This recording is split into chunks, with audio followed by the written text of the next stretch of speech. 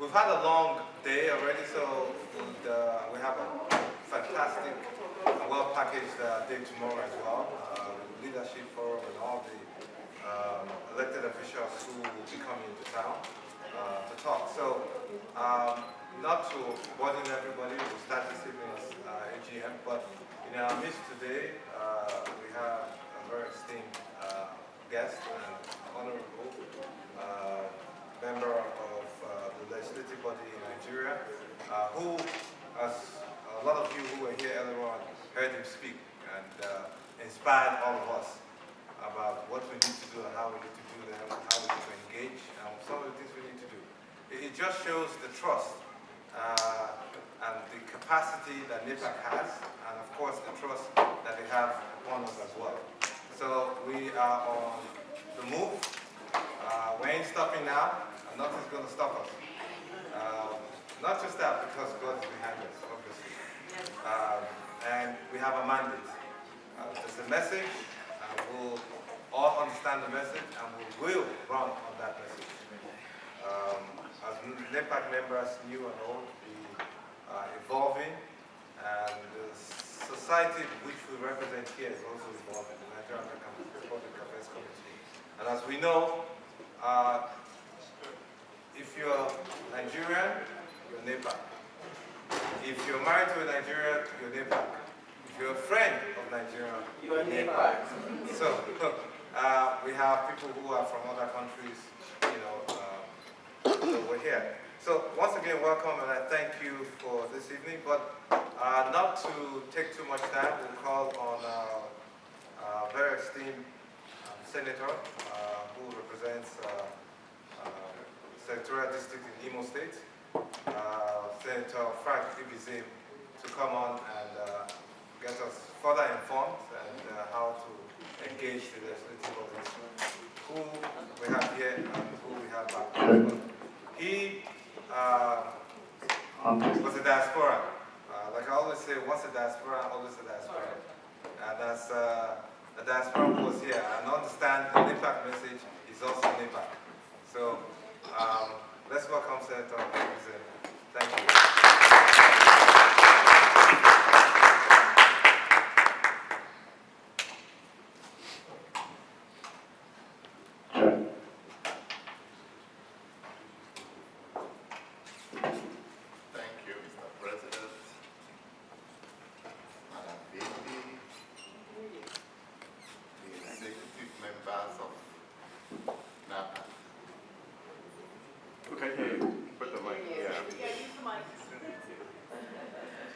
Once more, this is a great opportunity to come back home and meet my brothers and sisters from the great country, Nigeria.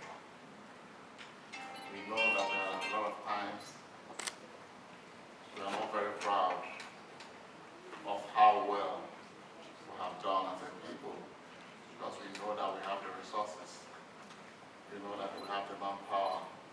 We know that we have a country that is blessed, a country that doesn't really have any environmental hazards. Well, some of us believe that is a blessing.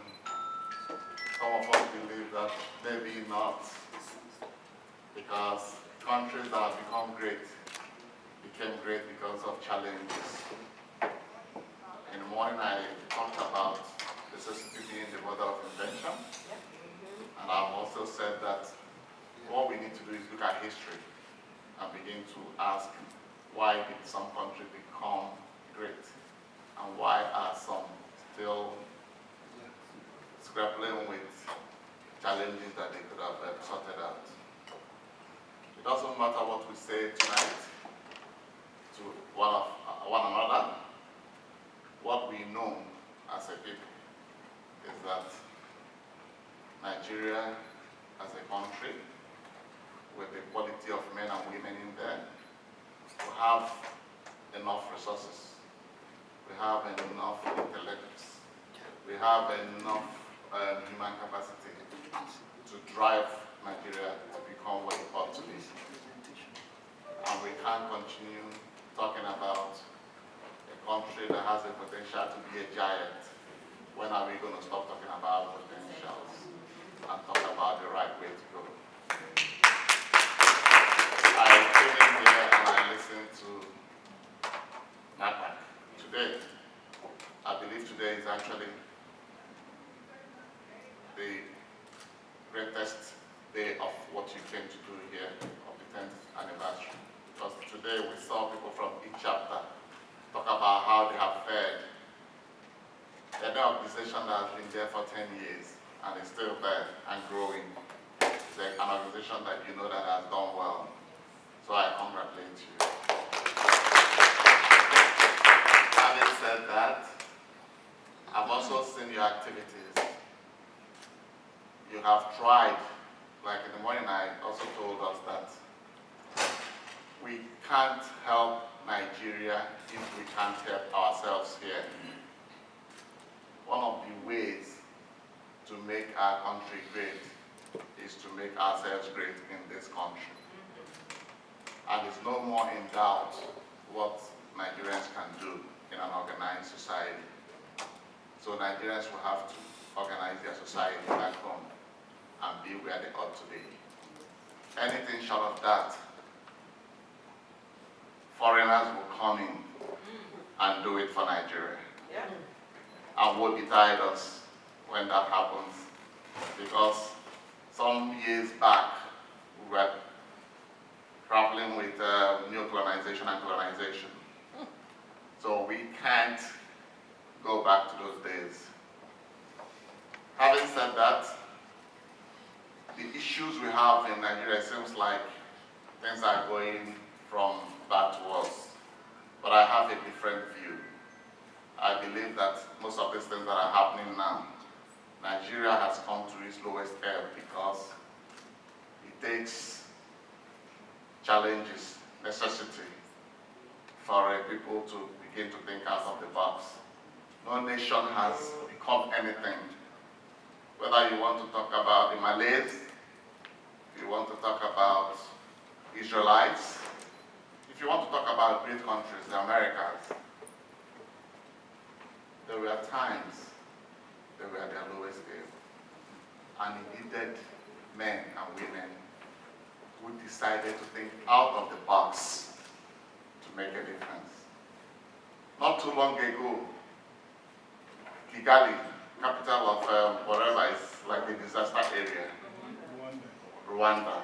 Today, it seems like the benchmark is Kigali, it's Rwanda. I wouldn't like Nigeria to get to that situation for us to live. Because there's no way. Nigerians have proven that it's not about the black race anymore. Nigerians have proven that we didn't create this level playing ground.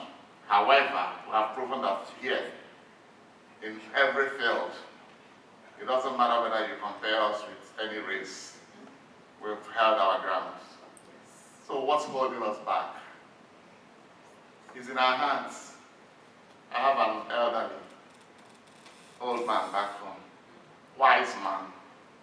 The wise man got a grasshopper and held it in his hands, just held it like this, then started asking the young people around, this grasshopper that I have in my hands, is it dead or is it alive?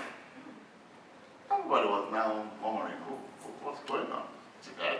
One other wise young man also said, Daddy, Papa, this grasshopper is life.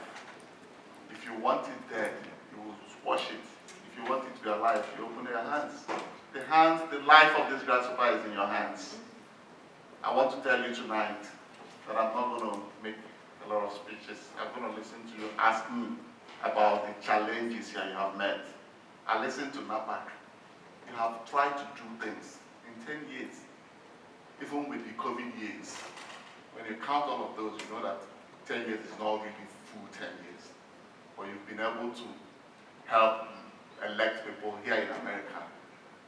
What that tells me is that once we put our heads together, we will get it right here.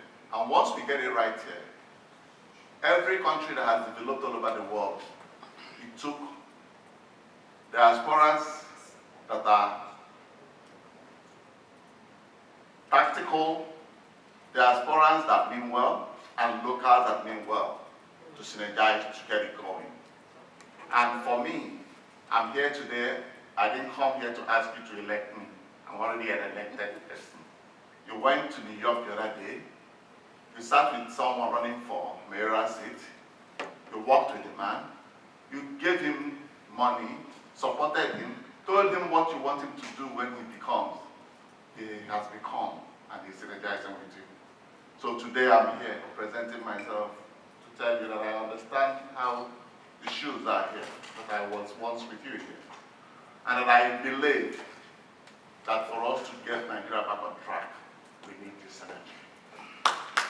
You have already identified that it can happen. So I want you to understand that today, as an elected senator, I have come to tell you that I want to, without you helping now, I want to be part of this so that we can synergize and see how what you're doing in America, we can do it back home, because together we can decide leadership in Nigeria. The only big challenge we have in Nigeria is the leadership gap. And if you're doing what you're doing back here, try to elect the right set of people, together we would elect the right leadership. And once we elect the right leadership, the rest is good history. So I have quite a bit I have been doing as a senator, even before I became a senator. I believe that growing up in Nigeria, we had libraries. Today, we don't have libraries anymore. So, and I can tell you, you have to, if you want to get it back in our society, you must have to go back to foundational education, because we have to get the new crop of Nigerians, model them to the right ways we want to do it. We don't need to reinvent the wheels. Back here, growing up as a child, you go to school, they will give you one book or the other and tell you to go back home and get your parents to read it for 20 minutes or thereabouts. And then they make sure the parents sign off on it. The parents will take it back to schools here in America and they read. What that does is get children to read, because 50% of our challenge is when we can't even read and write. If you can read as a child, you'll be able to learn financial literacy at a very young age. If you can read as a child, you will learn to know when you're touched inappropriately, so that you can fight sexual predators. If you can read and you can write, you will learn how to not be bullied. And because if you go through it and are not bullied, there won't be cultism, and if there's no cultism, there may not be drugs. So you see that for us to get it right, we must go back to foundational education. So I have been working on foundational education before I became a senator. Please, when people come to ask you to help them, whether it's here in America, or whether they are from Nigeria, or any part of Africa, first of all, find out what their antecedents are. Nobody becomes a governor and does well if before he became a governor he had no. The truth of the matter is, what you use power to do is to show the executive of who you are really. So it's important for us to know that you have to ask someone that is going to be interested in any political power, what was he doing before then? And how did he fare while he was doing that? There's no shortcut to it, because nobody ever gives what they don't have. Thank you very much.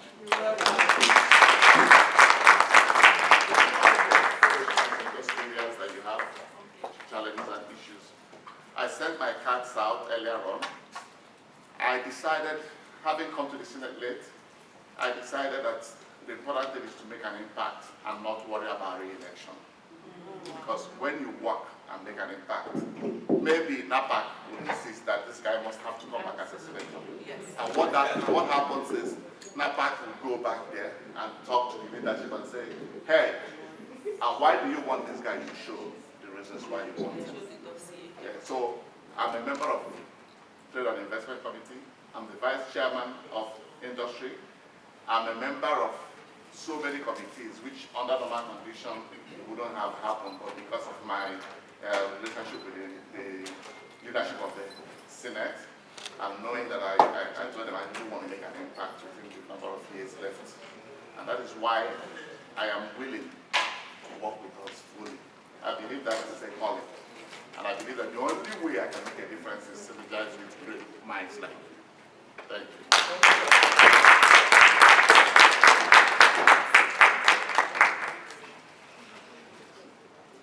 Well, thank you so much, Senator.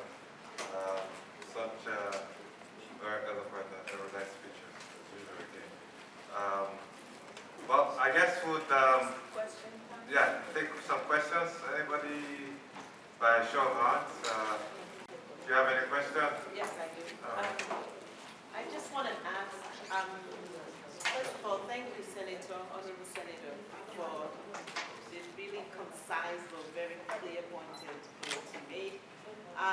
And you had invited us to talk to Nigeria, but there's a perception, the key word is perception, that they don't take us seriously. So it's like speaking to a brick wall for us to go to Nigerian leadership So to go to Nigerian leadership to proclaim what we observed and what we desire as an outcome.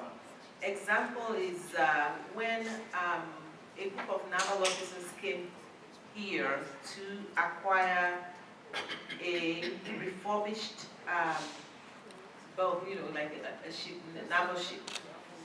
One of the naval officers that led them said the same thing, and we took our time as a group to talk to the leadership. He was fired. So, that was a personal experience with a group of us. Well, by the time he got home from here with the group, he got a letter on his desk that says, "You're now retired." When he was asking for us to express all the hard work he did, which he did, and hoping for even maybe a promotion or more responsibilities. I don't know who did, but when he got home, essentially, he called us back to say that there was a letter on his desk that says, "You're retired." So my point is, we would love to work with you. We would love to know that there'll be desired outcome, or at least even process. So can you help us validate the usefulness of us going? So that's why NAPAC doesn't go to leadership in Nigeria. We work with parastatals like Abike Dabiri, and then individuals in Nigeria. But we are encouraged. Let me go ahead. Yeah, but I would like to have more questions so that I can take it. Okay, so we have to choose. That's the first one. Thank you, Senator. Thank you. This question is general in I'll say, it's about security. Some of us want to do a lot of things in Nigeria. We want to help. Some of us are doing a lot of things. Let me rephrase that. But in fact, the security issue is a problem. Is there any way you can address that? Thank you. Over there. Okay. Well, we want to take 3 questions at a time. And then I'll go. This question is about access, and when I talk about access, I'm talking about procurement process. I know there's a big push to get diaspora to give back give back in the form of technical expertise to the country, but I know they've appointed a chairperson to push this narrative. However, my question to you is, what process are you guys going to put in place to make sure there's a transparent and efficient approach to engaging us diaspora so we don't get frustrated with the whole process? Thank you. Okay.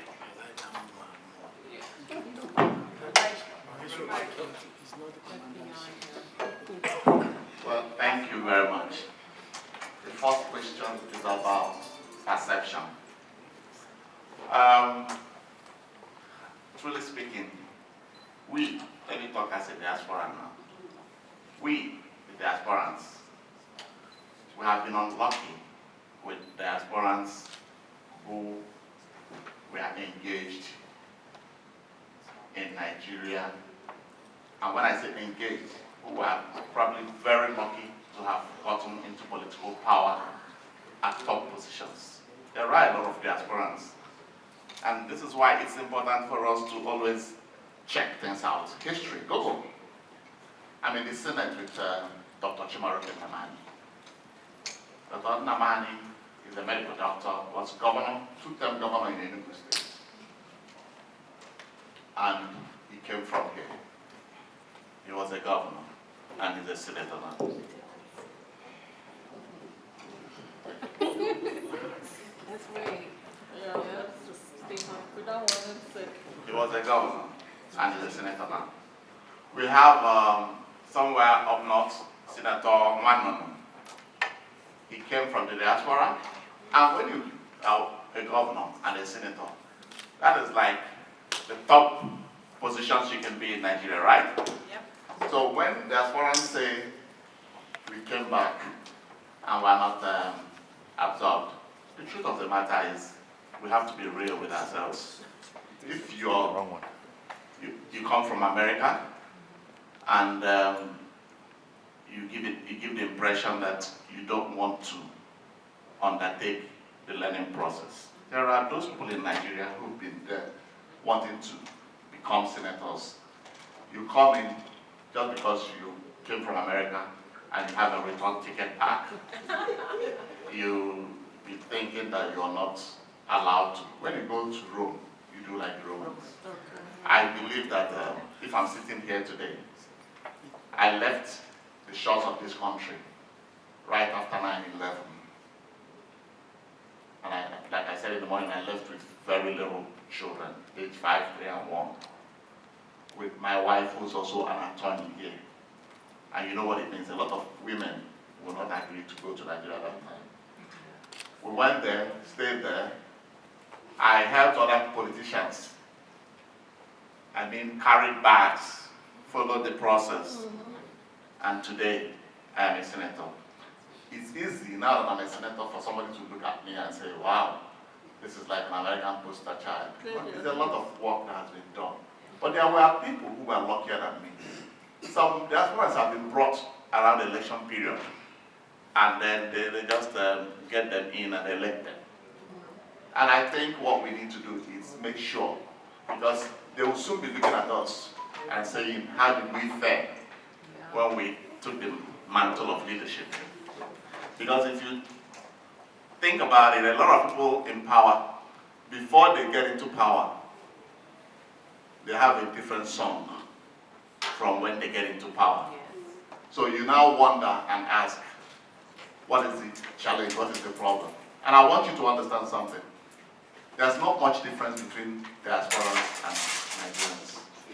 You can tell, we can't even come on time in America. What does that tell you? You understand? So we ought to understand these issues. But the other thing that has encouraged me, because I kept on wondering, when I sit back here and I look at Oyibo coming to Nigeria and saying, they want to understand the way we do business. See, it's more organized here. Here, they will tell you, this is lobbying, this is bribery, this is how much it takes. For me, I've been in Nigeria and I decided to study the thing. I say, if I'm trying to bid for a job, what am I expected to pay out to the people?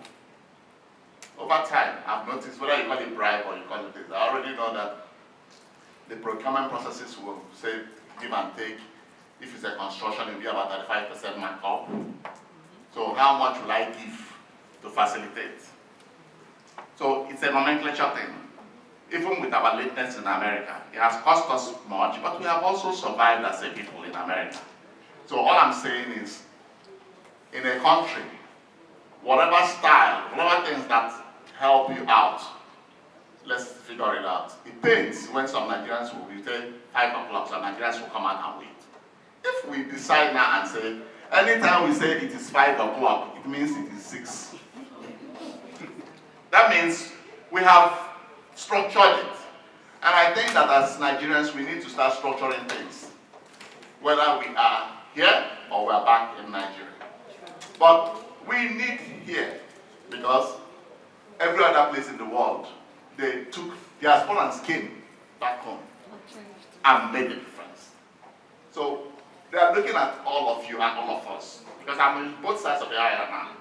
And that is why I believe that this is very important to me. That is why I didn't want to tell you I was going to come or not, because it was such a tricky thing for me. We were doing budget. And I said, I don't want to say I'll come and I'm not here. You know, but maybe I should remember that there's not much difference between back home and here. Tell you that I will come, so it doesn't matter whether I come or not. But now, let me explain this to you. Don't be angry, because in this deal that we are in now, for us to make progress, first of all, we must tell ourselves the bitter truth. Absolutely. And we must be passionate about what we change. To have changes, Absolutely. you have to go out of your way. Right now, we're talking about security Change issues. is very important. I've answered the question. I'm going to security. Let me tell you something. Nigeria is a very unsafe place, right? But you know that, truly speaking, there are places in America that are very unsafe.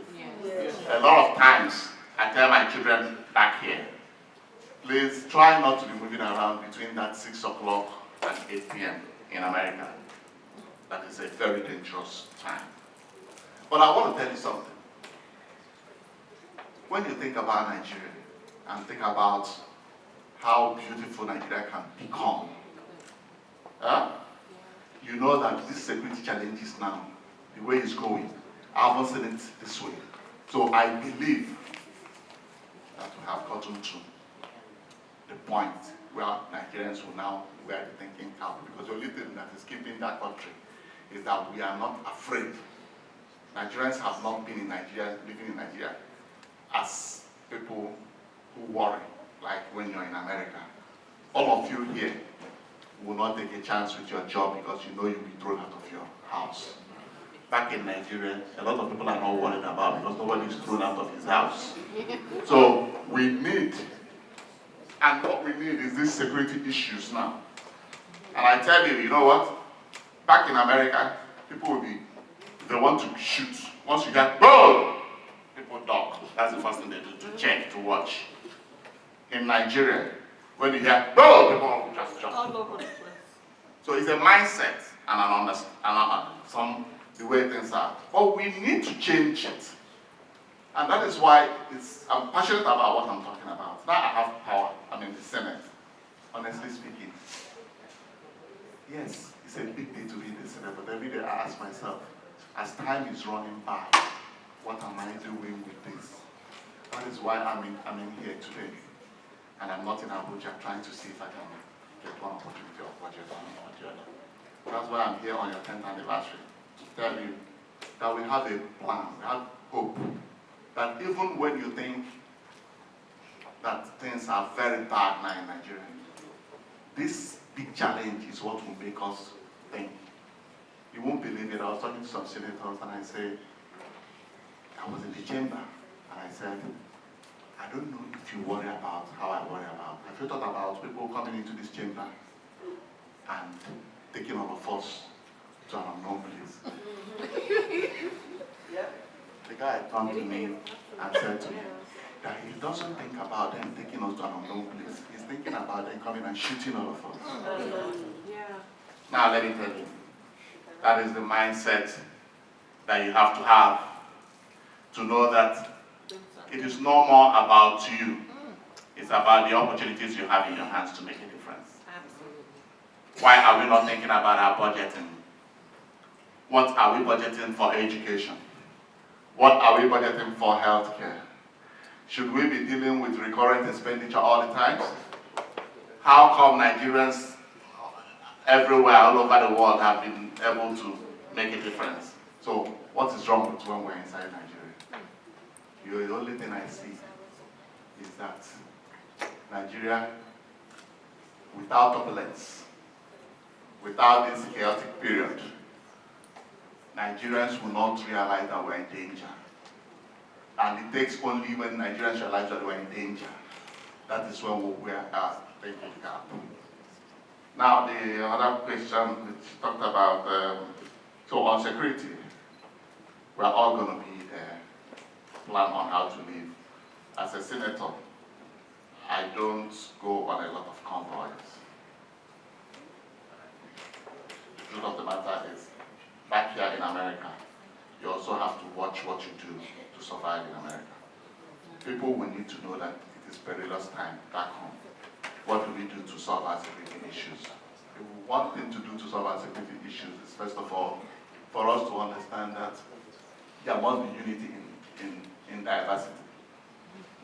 We are not a mono-ethnic culture, and no country that is a developed country is a mono-ethnic culture. All the developed countries are multi-ethnic culture, but they discuss all of the things that bring them together, and there's some things that separate them.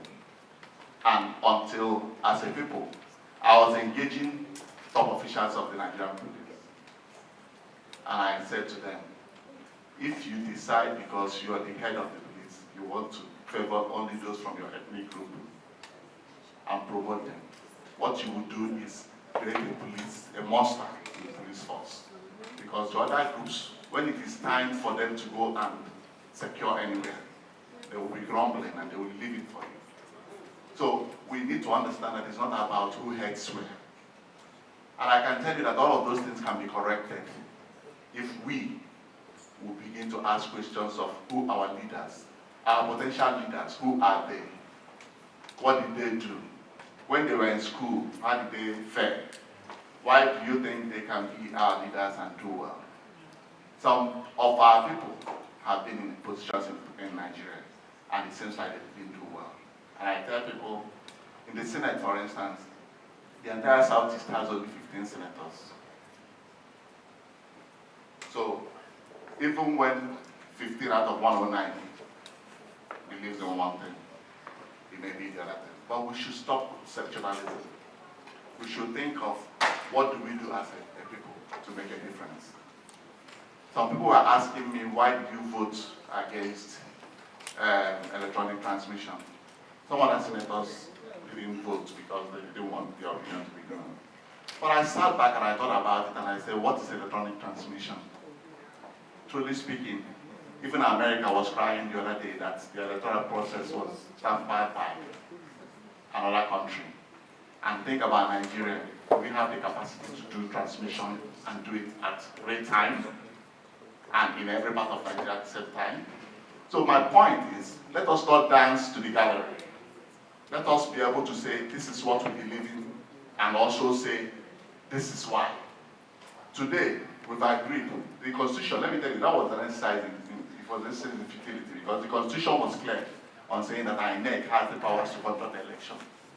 INEC has the powers to take decisions.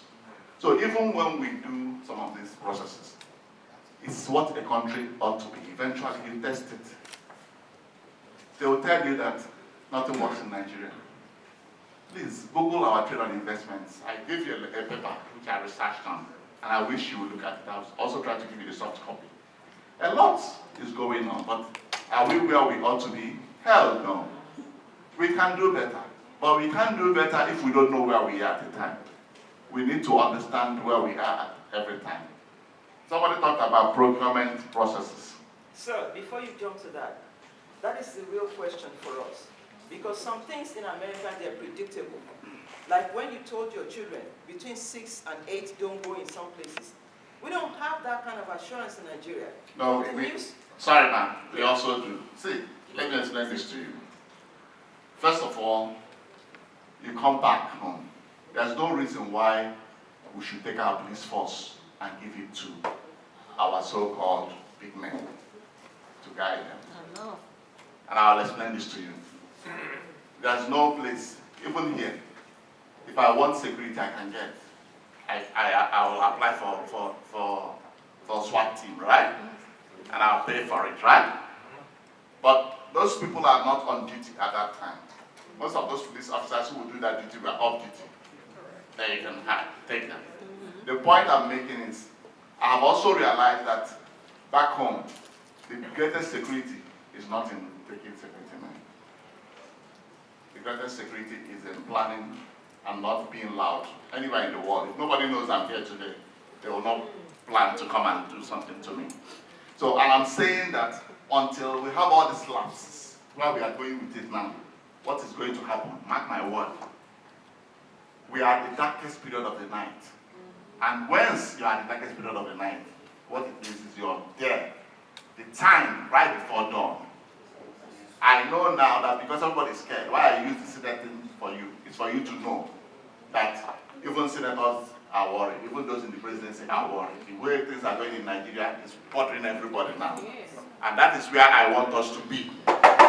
Because that is the only way I will be for us to now kick in the thinking the way we ought to think. And I assure you that Nigeria is going to bounce back.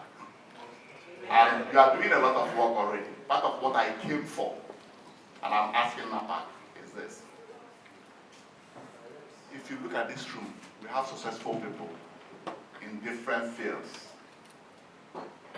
Nigerians have a lot of boys that I don't know if it's by through their dreams, they become tech experts.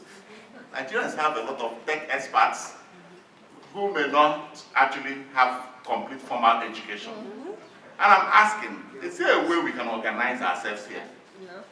You guys have, if you know how much money you send back home, you will marvel. But we can do even better by trying to get those jobs. And this is part of what I'm working with now. For us to partner together to get those jobs and create a way where we can, just like they're shipping it to India and other places, let us ship some of those jobs back home. You'll be surprised, part of the insecurity challenge is frustration. There's no place you will finish school and you don't have a job for 5 years, 6 years. By the time you get to 10 years, they will tell you you are now too old to get into entry level. How do we do that? Yes. The problem, like I have employment agency, and so many people here. How do we do that?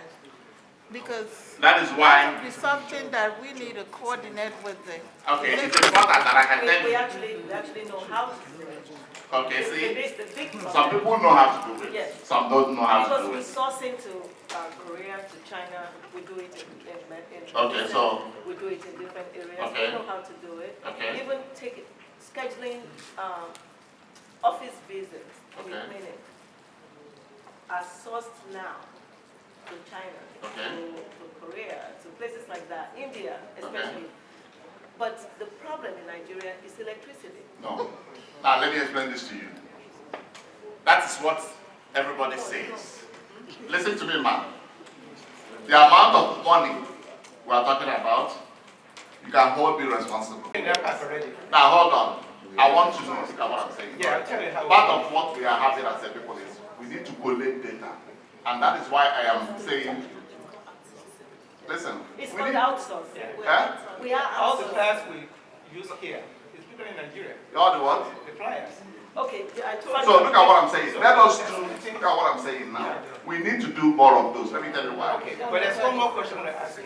Okay, we need to do more of those. And I can engage with you Yes. and facilitate that also. That is why I told you I'm a member of the Yeah, committee. Okay, okay. There's so many issues. What's your question? We need answer. We need you to tell us how we can move forward together on that. And get the Yahoo boys or whoever they are. Yeah, seriously. Now let me tell you how. Yeah. The Yahoo boys. Yeah. Huh? Yes.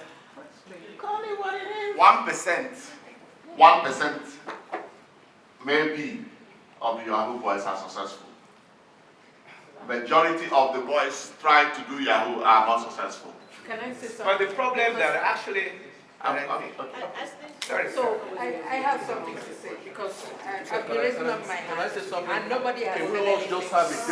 Hold on, okay, hold on. I don't even do Yeah, that. We have an MC. Yes, can you guys listen to me, please, calm down. It's okay. He has a time constraint, and Yeah, that's trying to answer questions. The discussion would not end here today, tonight. No, but it's good to let me tell you something. No, I'll let you finish. I'll let you No, finish. these people came from afar. And I'll write down. Let me tell you why I said let's do 3-3. I'll write down questions.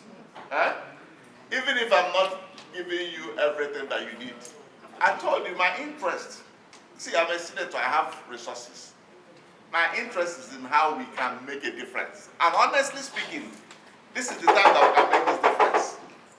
Because we can't continue like this. I've told you people, if we continue like this, foreigners will come and do it for us. So what I'm saying is this. I have 3 questions and I want to write down the questions so that if you're not completely satisfied, because some of these questions we are talking about now are the main reasons why I'm here. I want to be able to take those jobs. We are talking about flyers. If there are other things, I want to be able to organize those things. That is why I'm here. So can I finish? Yes. Okay, ladies and gentlemen, we have an MC. Yes, please. All right, okay. No, we have 3 questions, and the senator had taken a few questions. We have to be orderly. This is NEPA. We're not like everybody else. If you when we took questions earlier, people raised their hands. You hold on. I know you're going to raise your hand. The reason why we're doing this, the senator was supposed to leave here.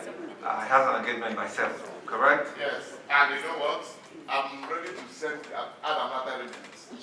Okay, but the question, we do have our AGM as well, so Yeah. we're not going to spend the whole time with it. So this is what we're going to do. Okay.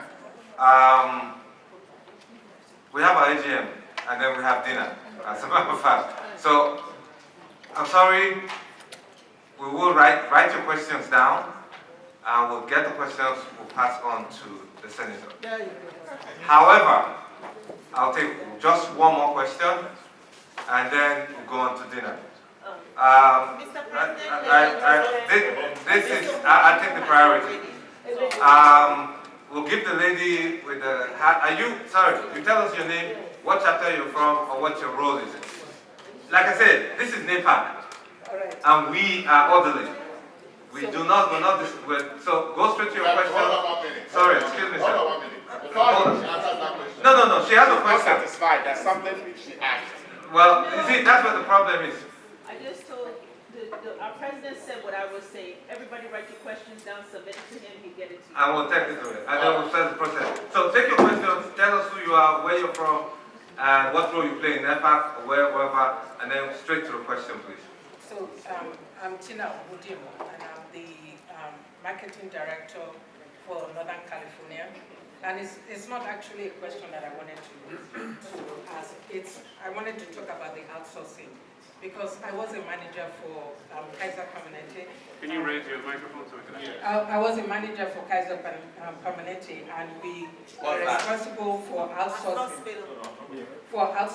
And what we do is we go to India and China, the Philippines, to go look for IT resources.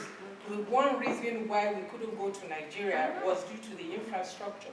Because if we have to outsource resources from Nigeria, we have to go there to the facility where they are located and where they are doing the job. And we have to make sure that they are secure. Unfortunately, Nigeria is not secure. And so that's what I wanted to point out in terms of outsourcing. I'm experienced, I've done it before, so I know what I'm talking about when it comes to outsourcing resources from Nigeria. So that's what I wanted to say. Thank you. Is it possible to let us know what your criteria are? Yeah, I can give you. For instance, we have places, for instance, in Abuja, if you want it set up in Abuja, or Lagos, if you want it set up in a place which you know is relatively safe, because you're talking about India. There are places in India that are very unsafe, too unsafe to be compared to what is happening in Nigeria. So we're not going to sit down here and begin to say that Nigeria is unsafe. We cannot do outsourcing. Why some people are also saying that they are doing outsourcing. So what I can do as a senator and a member of the Committee on Trade and Investments is to create that enabling ground for you and set up those things so you can come and inspect and help our people. Nigeria will do everything to create jobs for those youths. Okay, all right. Thank you. So this is how it is. I am really very glad that we are very passionate about this.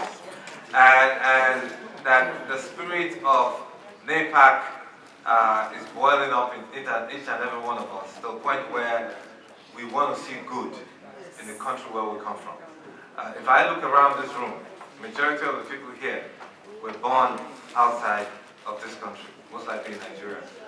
We're first generation, and of course we have other generations who are coming up. So we're going to create this. Now, Senator, I thank you for taking the time to do this.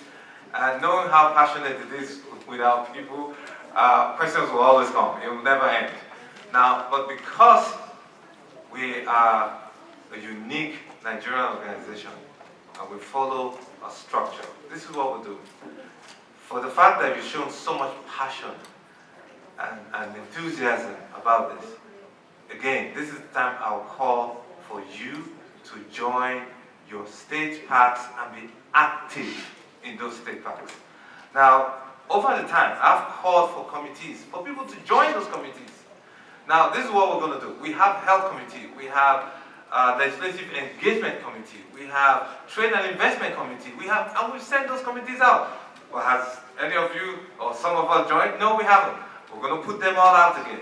And we use those committees to engage the senator and engage anybody else who wants to get this done. We've had engagement and discussions with Abike Dabiri. We've had engagement with the State Department. We've had engagement with a lot of people. So the time when we say this, when we call out, please come out and get engaged and get informed and keep your ears down. And of course, we'll have to hold the state chairs responsible at this time, passing those information out to the state chairs so that the state chairs can reinforce those information. Again, like the Bible, like a preacher will say, he'll preach the same thing over and over. Not because the first time they didn't hear it. Some people just didn't pay attention or they missed it. So we'll have to, even in a lecture, we'll have to reinforce it. And that's what we're going to do. So the structure is this. We'll form a channel. We have the Legislative Engagement Committee that's going to engage the senator and any other person who is in that space. And these questions will be put, and those committees that are put out there, please reach out and get engaged so that you can be heard.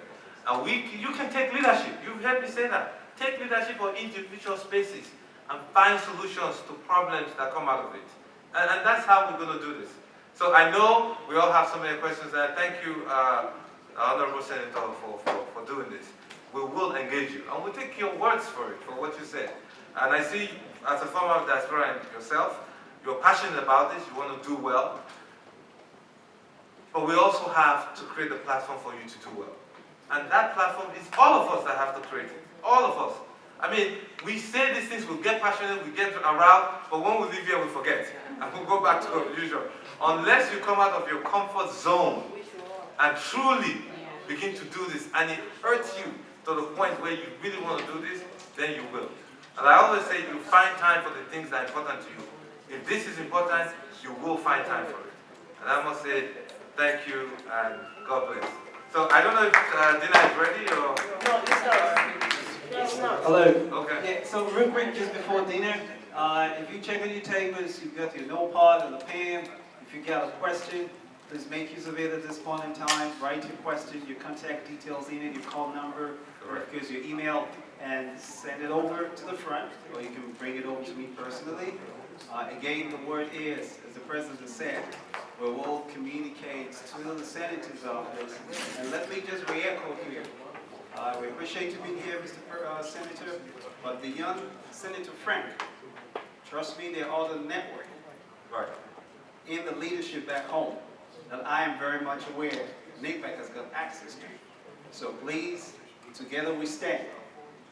I'll leave it at that. So please, write your questions, send it forward. The senator is very willing to also open up other channels. If you're in the health field, look, he could hook you up with the health chair of the health committee. There's trade and investment, he's there. There's security and all that. So he's going to open up. You're NAPAC, and you know that. So we'll hold you to your words. So, but again, we have to do it in a streamlined fashion so that we don't come disorganized. Because we're NAPAC and we're very organized, and we'll always put our best foot forward, always. So Anything else that, before we go on, dinner is not ready yet? No, sir. Okay. Dinner is not ready, but we have hold on a second. We have a Professor Mobolaji Olambiwonu, the movie producer who just produced a movie about an event in America, senseless killing. We could take that time to shoot. It's a 3-minute trailer to project that while we're waiting for the dinner and the strategic plan meeting to start.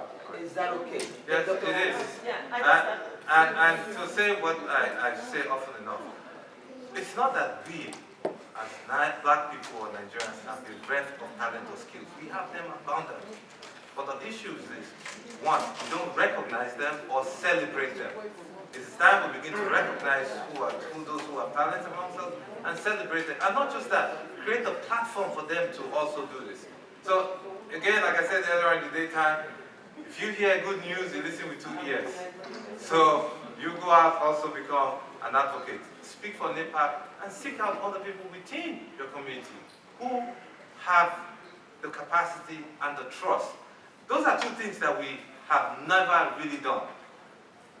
The capacity to do work and the trust to get the job done. Those are 2 qualities we want to look for in leaders when we do the things we do. Senator Mbizem has shown capacity. Then he has to prove to us that we can trust him to get this job done.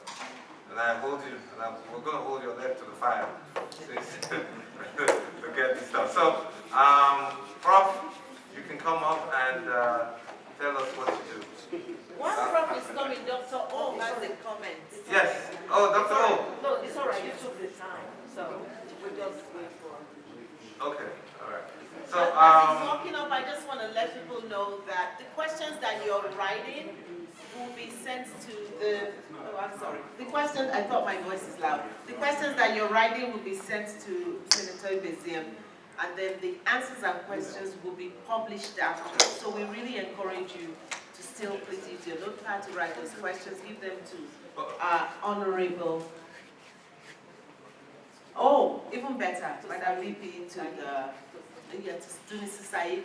And even better, Madam VP has a phenomenal idea. We can do a follow-up after the answers those questions to create a platform for conversation town hall soon. Right. So no matter where he lives in Nigeria, because we really are energized by this energy that is giving us hope that things aren't as bad as we perceive they are.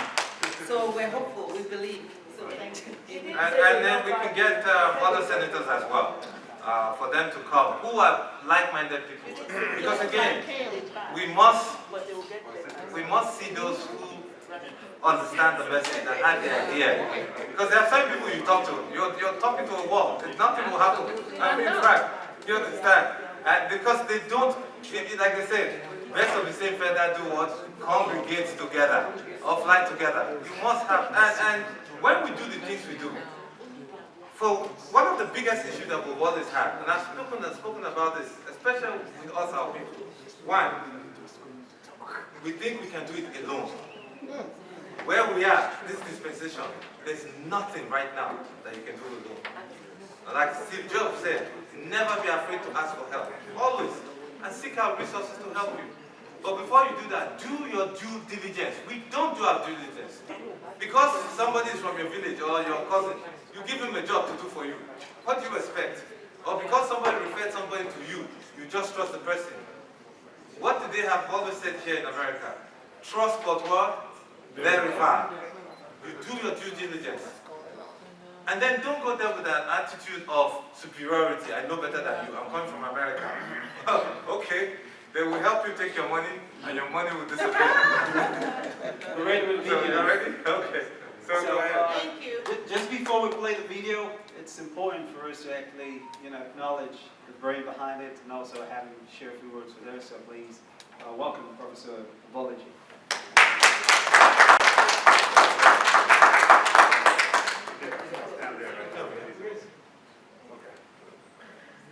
You got 6 feet.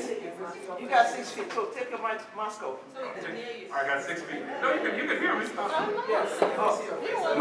My father's a doctor, so he would object to my indulgence here.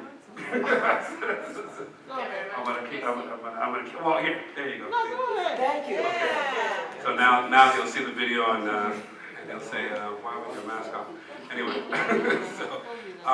so my name is Mobolaji Olambiwanu, and I'm the director and producer of Ferguson Rises. And Ferguson Rises is a documentary. It's actually on PBS now, so if you download the PBS app on your phone or on your iPad or on your computer, or you go to PBS, you can find listings. So it's either playing on your television or on the PBS app or website. So a little bit of background.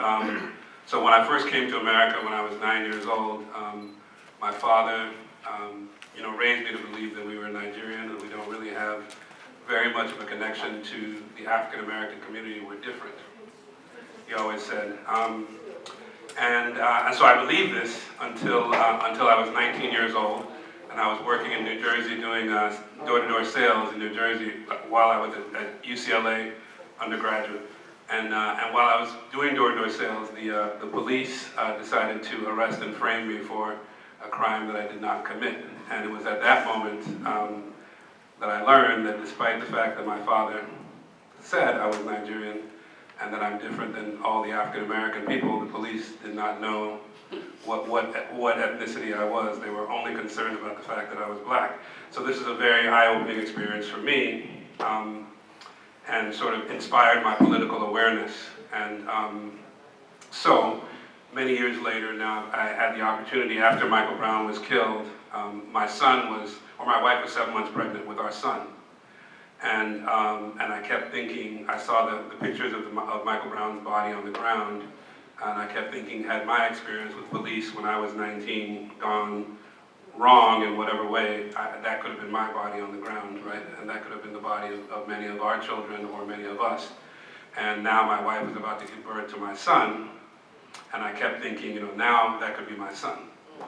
And so I knew that my son is now almost 7 years old. It took 7 years to finish this film.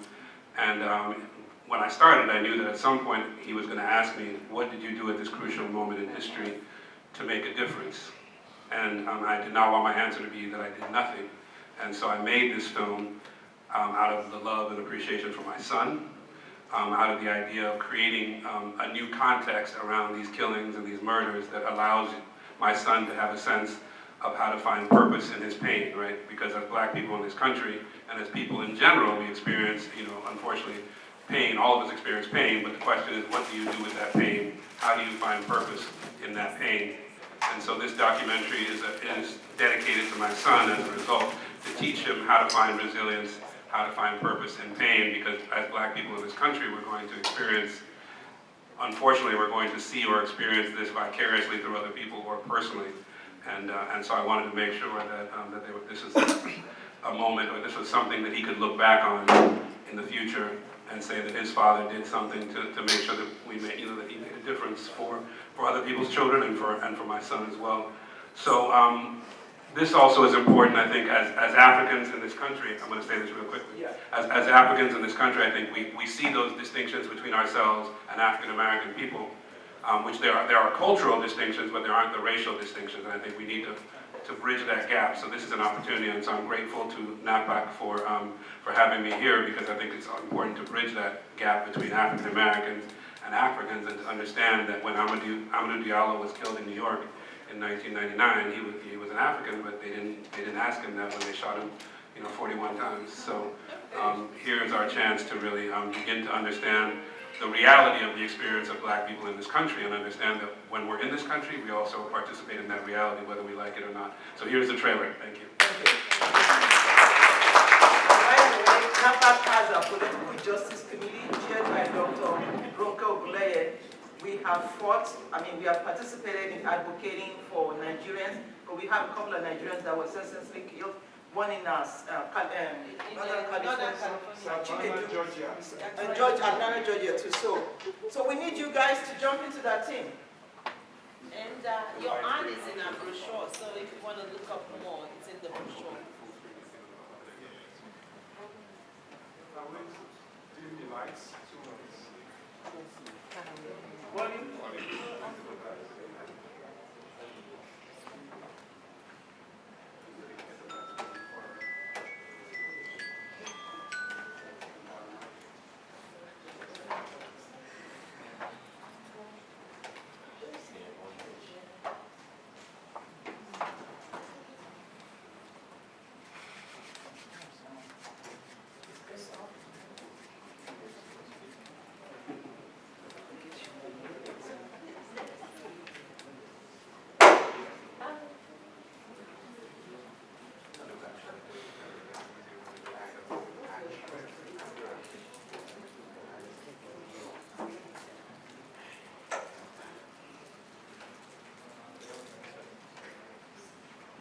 All right, bear with us. So while Tech is actually putting the audio together, sir, I am interested in acting.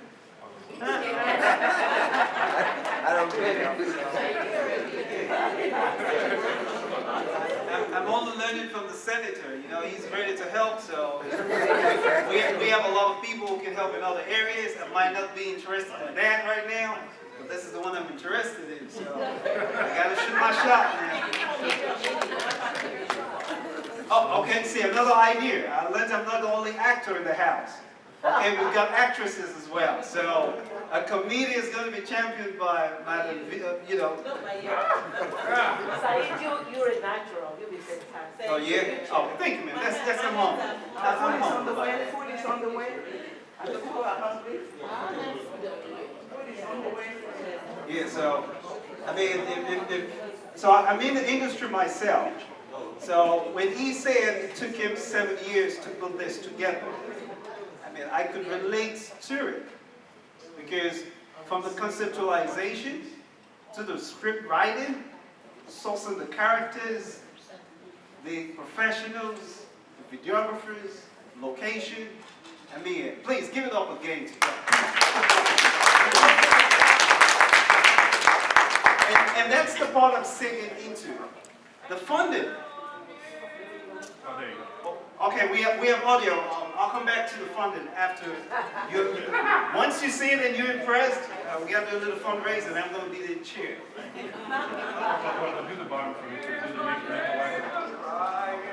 make Enjoy it, please. Can we have the light to the room slightly dim? Someone's coming to do it. Appreciate it. So either wait or you go ahead without it. Should we wait? It's up to you. Okay, so while we're waiting, we can talk about funds. I mean, like I said, it takes a lot to pull this together. Is it possible for you to just give us an idea, Doc, in making this happen after 7 years? What's the idea of funding to do something like this? Make back want to shoot a documentary, for example, if you don't mind. Thank you. Well, this documentary we raised about just under $700,000.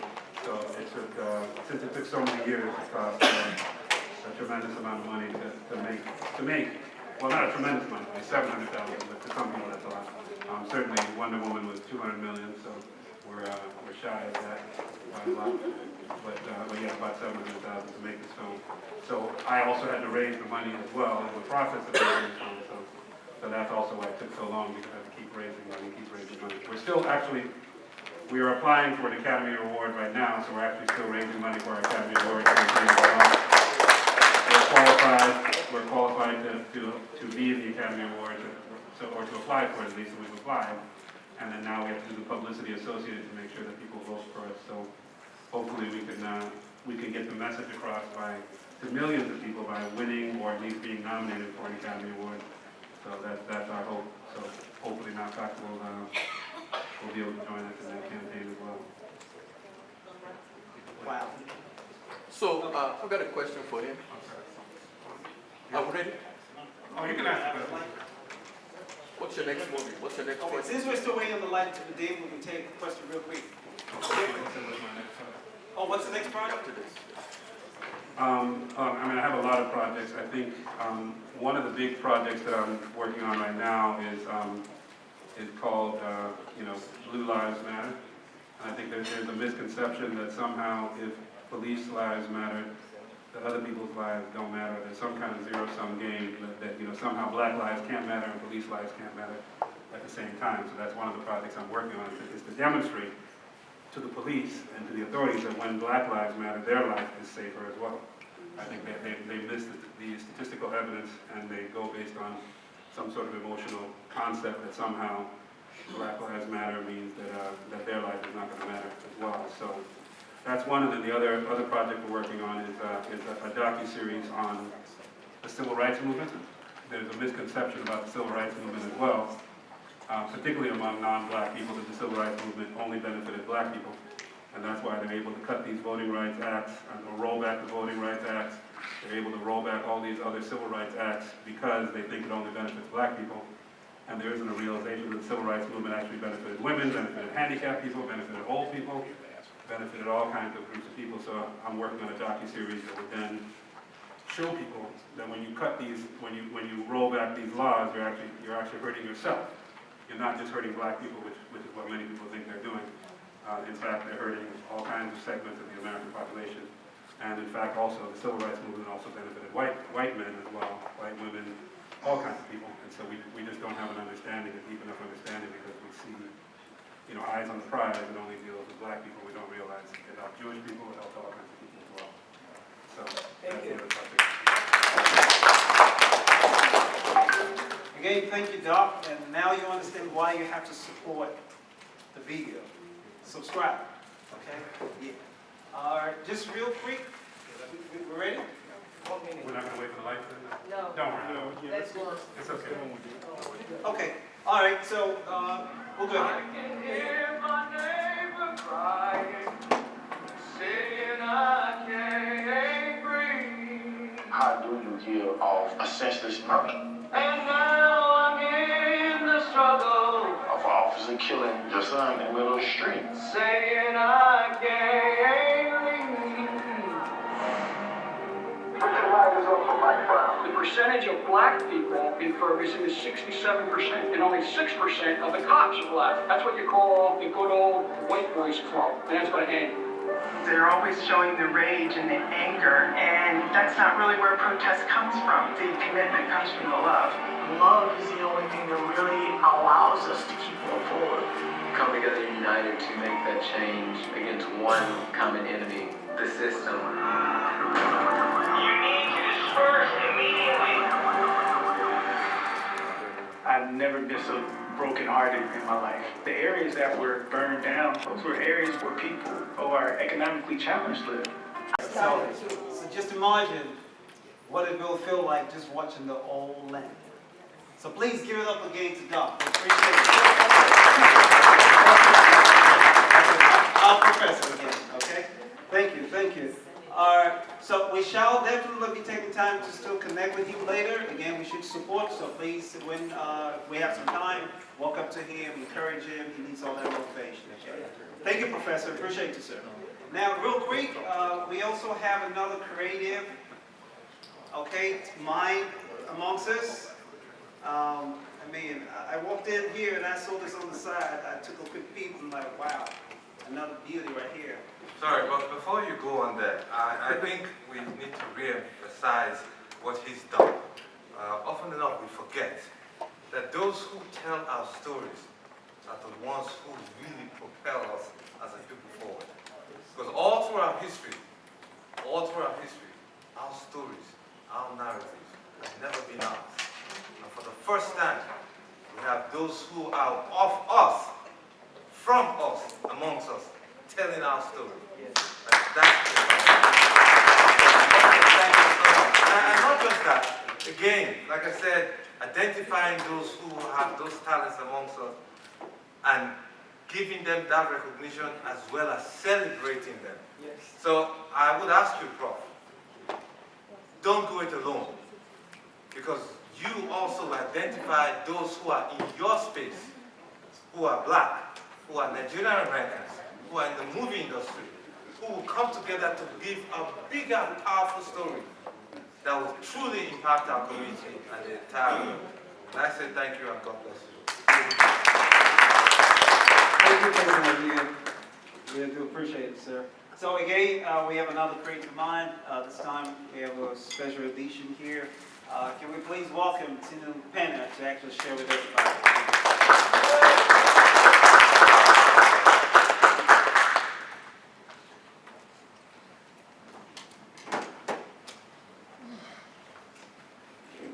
Good evening, everyone. Good evening. I decided to start this magazine. I'm going to first of all start with the name. It's called Bango. And if you are of Yoruba descent, you would know that Bango means, well, the way I translate it, look after. And I think when I hit 40, I'm over 40, but when I hit 40, I realized that I had to start to think about my legacy. What have I seen throughout my years on this earth, and what can I leave behind? And what prompted me to create this magazine was for it to be a voice for women that look like me, who are professionals, who encounter various obstacles, but through it all we prevail. And so this magazine was created to provide a safe space for women between the ages of 18 and 30 to be inspired, motivated, and to know that they can create their own wealth. They can go into any field they choose to go into. They can advocate for issues that are important to them, but most importantly, they need to learn that self-care is not selfish, because unless we care for ourselves, we can't take care of anybody else. And that's the purpose of the magazine. And the money that I get from selling the magazine, this is a special edition, so this was a collaborative effort with these two young women out of Florida who took a general business engagement and turned it into a social event, so you network while you're having fun. And so we collaborated on this magazine and made it a special edition, and the result is what you see today. This is our third publication. We do have a website. We sell the digital copy, and if you want a hard copy of the other edition, you can go to the website and purchase it. But yeah, that's the whole point. We need to be the ones telling our own story, and I started my own publishing company to do just that. Thank you.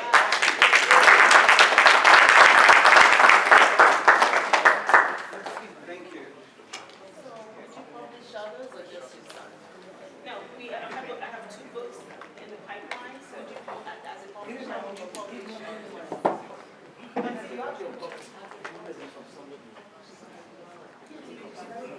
So again, let's give her a round of applause. Let's be sure to spread the word. Let's be sure to spread the word. Okay, encourage it, and actually, make sure you read it. Make sure you talk about it. I'm sure she'll appreciate the feedback. Right? Okay. We shall be proceeding into our core AGM session. I'm pretty excited about that. But the day will not be fulfilled without us giving a very, very big round of applause and recognition to our dear Senator Frank. I mean, he flew all the way down to Nigeria. He's giving us his time. He actually, revised some of his scheduled plans to still stay with us, and he's still willing to stay with us. So please, with a standing ovation, if I may, could we please just recognize and appreciate Senator Frank for all the time he's supported.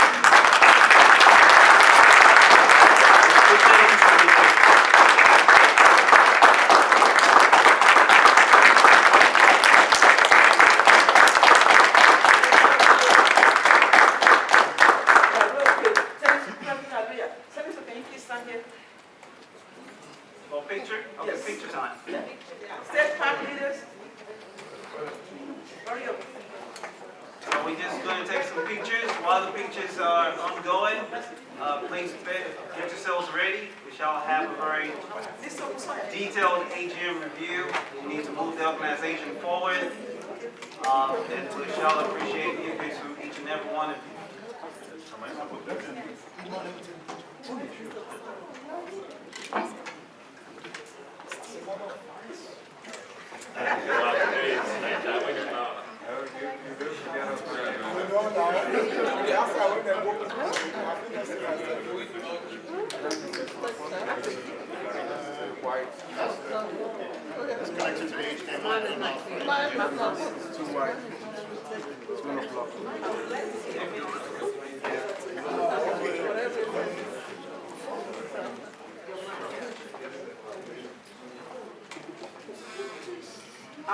sorry.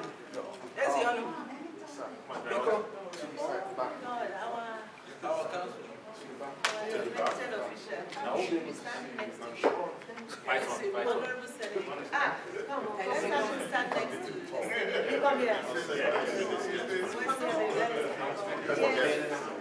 Nigerians to understand what we're doing in America.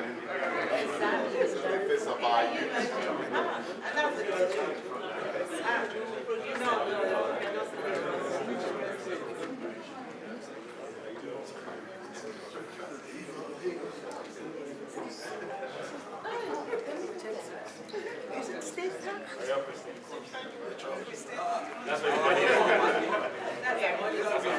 This one, it will not happen if she's not here. No money. Say Nepal.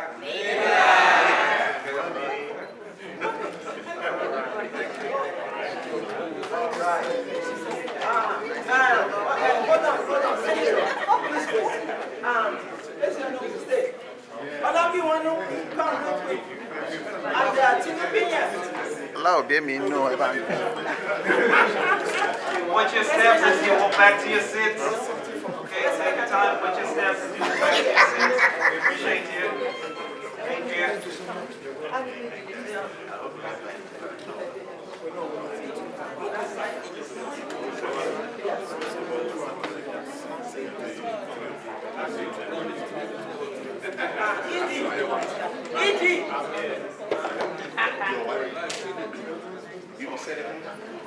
Okay, cameraman, let's get going.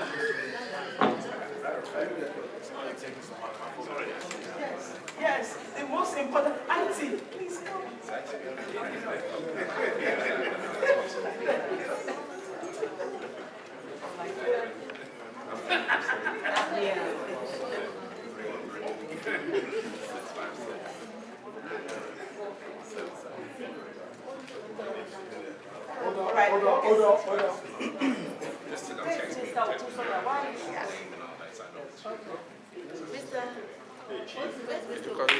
Hold on.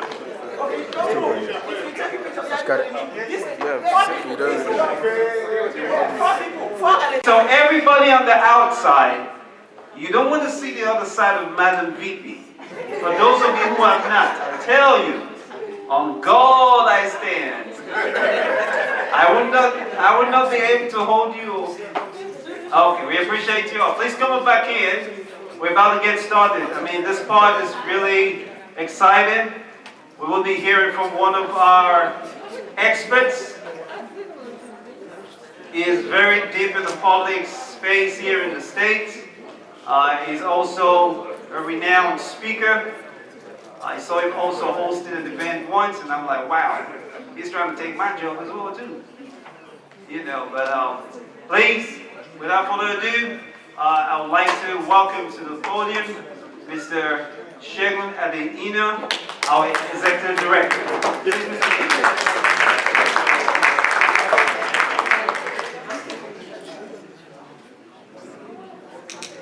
All right, good evening.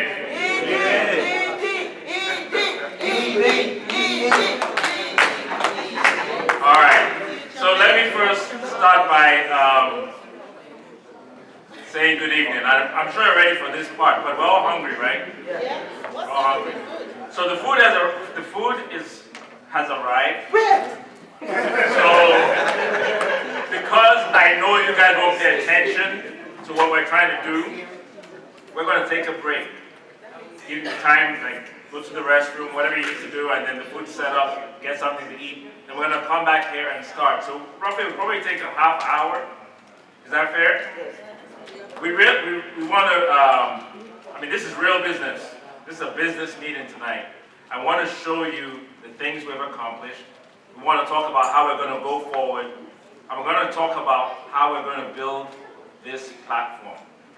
Because this platform has been growing for the last 10 years, and we're ready to explode. We're ready to do the right thing, right? We thank the Senator for being here to witness this, because when he goes back, it's not going to just be news. It's going to be the direction forward for Nigeria. Thank you. The last thing, you know, was funny when I was looking around seeing those of us wearing these outfits. I don't know if any of you are from the 80s, but we used to have crews back then, break dancing. Senator, I used to break dance back then. Yeah, and then you see those in green. You know, we need to battle after this, right? All right. I'm sure the young ones won't know anything about that. All right, so let's take a half-hour break. You know, grab some coffee, grab something to drink, and once the food is organized, you know, get something to eat, and then we're ready to go. So let's take a break. Thank you. And those online, please come back, take a break, go to your fridge. If you don't have anything, Okay, Miss Christina, give them a round of applause. Please come in. Let's get started. Go ahead.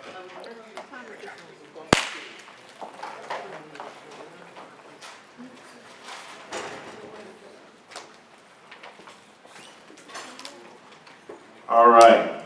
Anyone online? Everyone online back? Wave. We don't leave you out. All right. So welcome to the 2021 AGM, our annual general meeting for NAPAC. We do this once a year.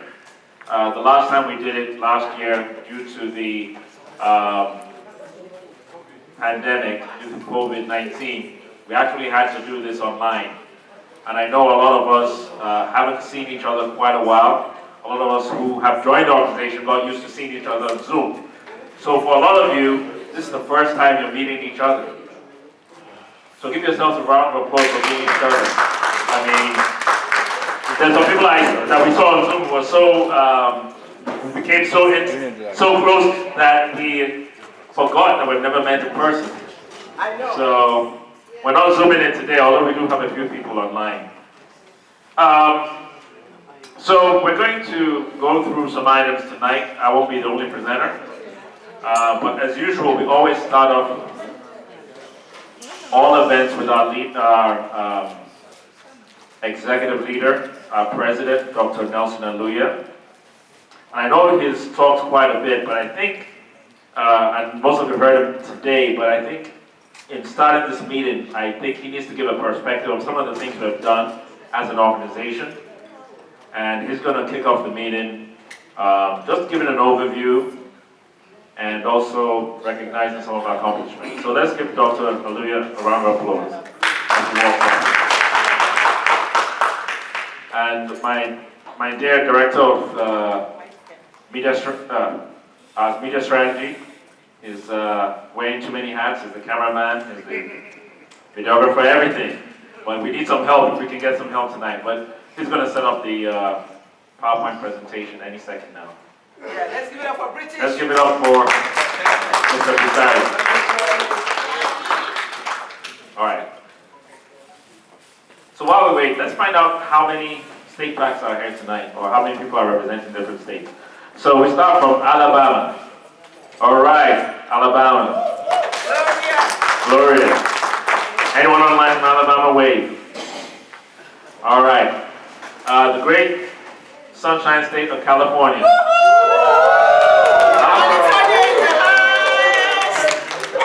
Isn't everybody?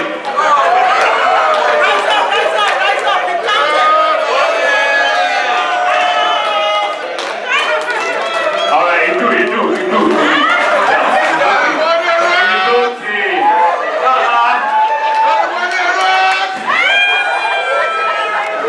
Maybe I should have called them last. Because everyone stood up that they're California too. All right. DMVP. You have to DMVP. That's DC, Maryland, Virginia, Pennsylvania. Mr. Lawal, you're not DMVP. That's what you're going to do.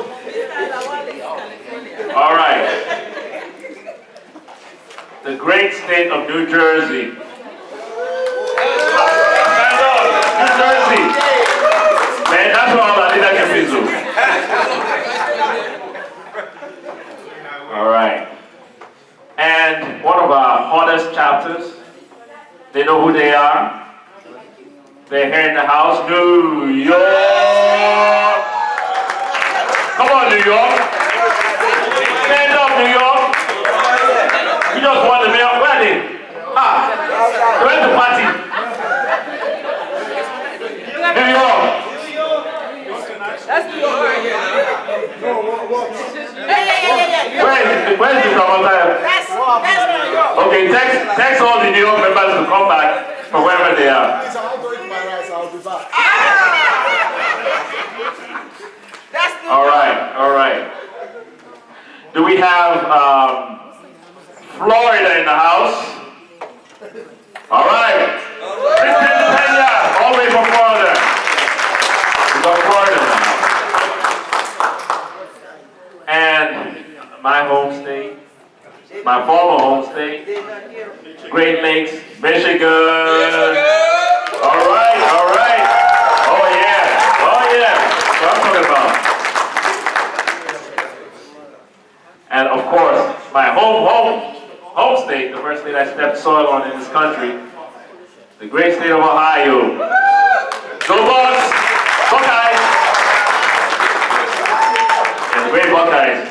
But my team there never used to do it, Cleveland Browns. This is a All right. matter of multiple identity. How many states you're going to Hey, I belong to all of them. So I can get hospitality when I go there. Alright, I know I didn't forget any states. The state that's where everything is big. The highways are big, the houses are big, the food is big, the people are. Yeah, but we have, Texas is a beautiful state. Very hot though. You have to stay in your car all the time when you go there. Because it will melt. All right. No, you're not done yet, Minnesota. Oh! One of our newest, hottest chapters. The membership passed this room. I had the membership pass this room. They have 200 members already. You guys are slacking. The great state of Minnesota. All right. And I know we have some members online too. But it's cold there. Very cool. Too cold, sir. Even during summer, it's cold. You make it hot. So during the summer, this is like a bikini. All right. And last, not the least, the state that you're in, and the airport, the biggest airport in the world, the business airport, took you about 20 hours to get through there. And the most expensive Ubers, $164 round trip, one way. The great state of Georgia.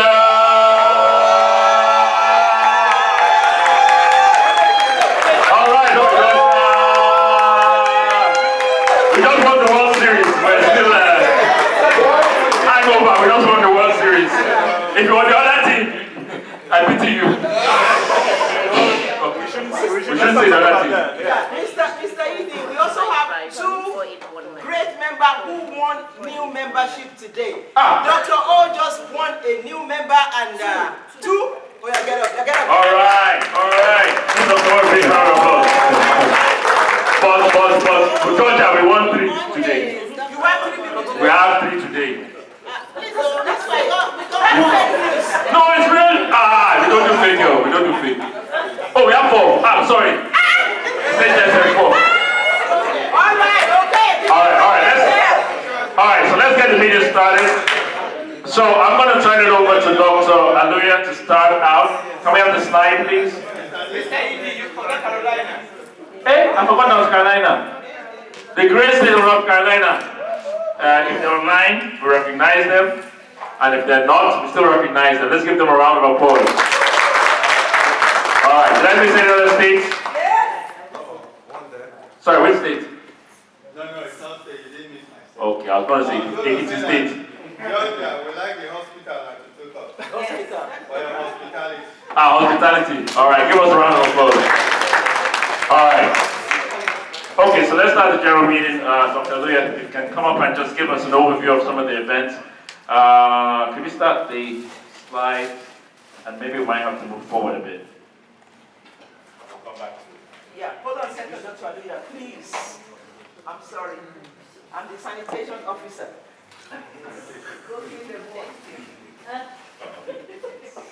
When you exchange your mic, that will be. Oh.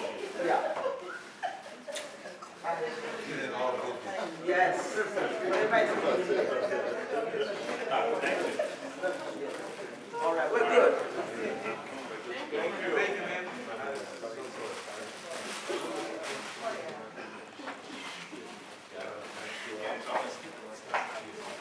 Hello, good evening, everybody. Thank you all. I can't thank you well enough. I mean, to see such incredible, amazing people from all over the country here representing. Again, it's important because it's important to you, and that's why you're here. So this is an AGM, and the 10th year, a great hallmark for each and every one of us as a family, because that's what I call NAPAC. We're not just a group, we're families, and we got each other's back, from the local level to the national level.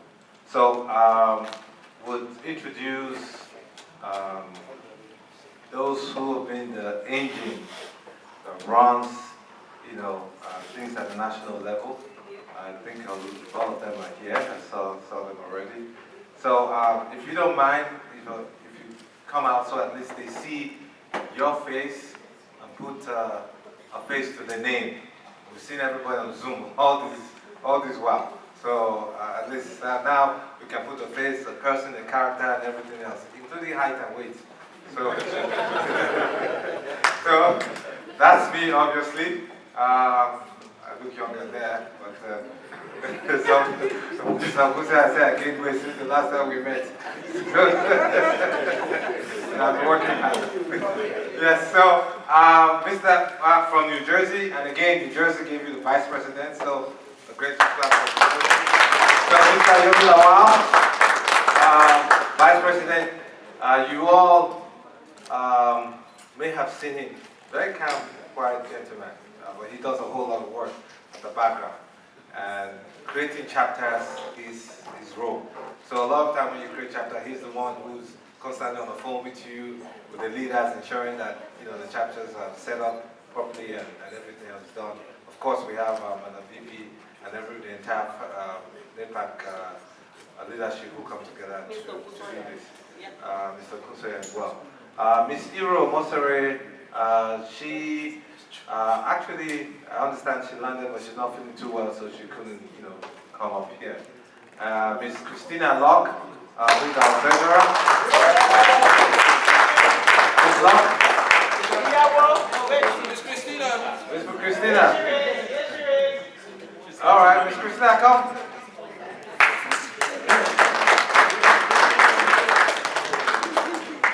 All right, other members.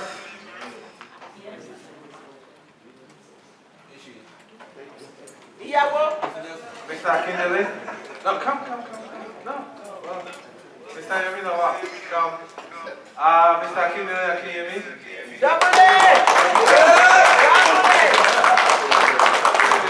You heard from him already today, so we know why it's important that NAPAC must do the things that we do. We're in a crisis, the country is in a crisis, and there's no other time than for we to have an association like this, NAPAC. Because just like Prophet said, who did this video, when they look at you, they don't see Nigeria, they don't see, all they see is color. And God forbid, we're taking these bold steps today so that 10, 20 years from now, we will not beg that they take their knees off our neck. Amen. You know what I mean? Amen. So, Ms. Tinu Peña from Florida. She's our PRO. Great work. They'll all have to speak for a few minutes shortly. And of course, Mr. Charles Museri, who's our vision guru.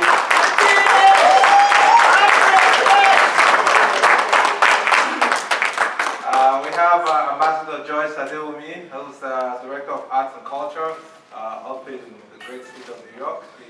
make it. I think she just came back from Nigeria, or she traveled again to Nigeria, I'm not sure, really. So, and then, of course, Miss Simi, I wanted to say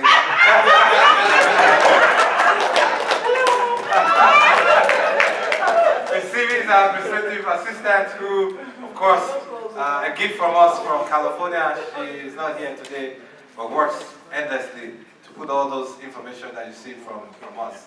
And of course, to save, you know, executive director, who was a person whose big feet I had to fill in.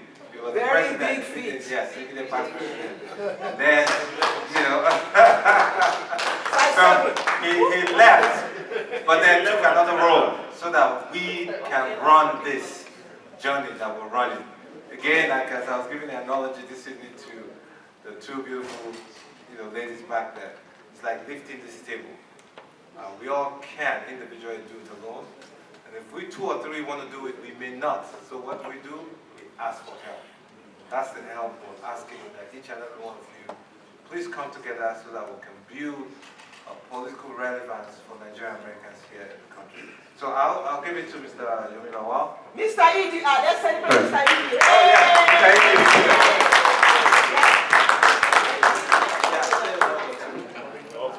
All right, good evening everyone. It's very good to have you guys here.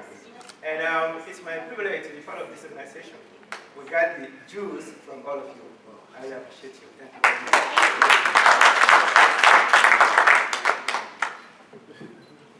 Double A. You know what time it is. Double A. You know what time it is. We got work to do. I told you earlier, we in crisis. That's right. But we're going to win. Yes. Because nobody can beat us. Yes. It's our time. We got to stay focused. Yeah. At the work at hand. Yeah. This is our time, ladies and gentlemen. No one's going to stop us in 2022 because we are number one. Do you believe that? Do you believe that? Do you believe that? Well, let's get started.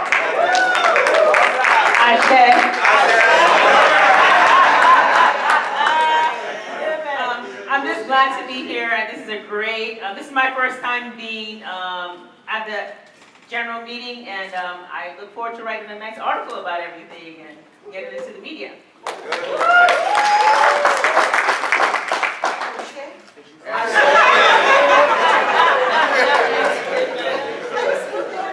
Everybody give it up for Powerhouse Christina! Thank you very much for attending. This is, for me, it's my first time as well. But I look forward to, for national, Mr. Gates, meeting everybody that I've talked to and was collaborating on the phone. I look forward to working with you more closely at this point since we've met. And like Mr. Double A, the challenge is open, and I welcome you too to that.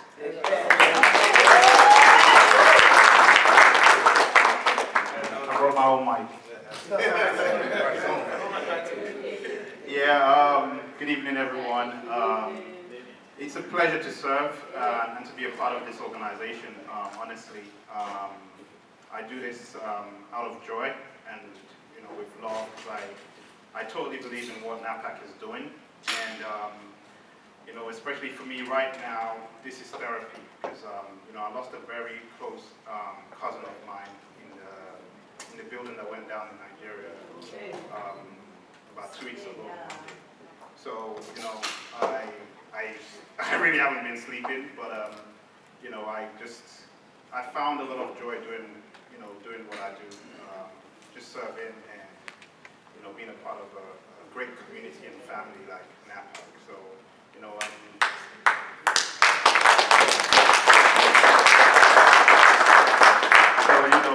thank you all. NAPAC has really been a family to me. We moved here from Jersey last year, and I didn't know anybody in Atlanta, but You know, I speak to everybody in NAPAC as their whole family, really, honestly. Whenever I travel, they come, you know, they come see my wife and they bring food, they check up on her. And, you know, NAPAC is a family to me, so I really appreciate you all. And it's great to see everybody in person.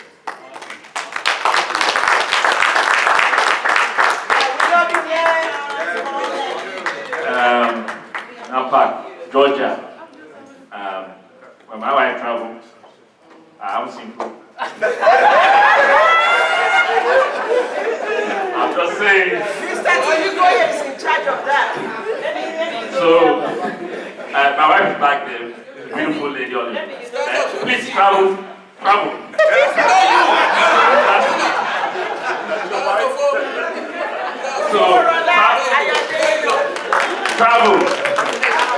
NAPAC Georgia, you know what to do. All right, so let's get started. Let's go to the next screen. Not to go anywhere. I just want to go through a couple of things. So, just to remind ourselves, our vision is to be the center point of Nigerian American progress in the U.S. That's our focal vision.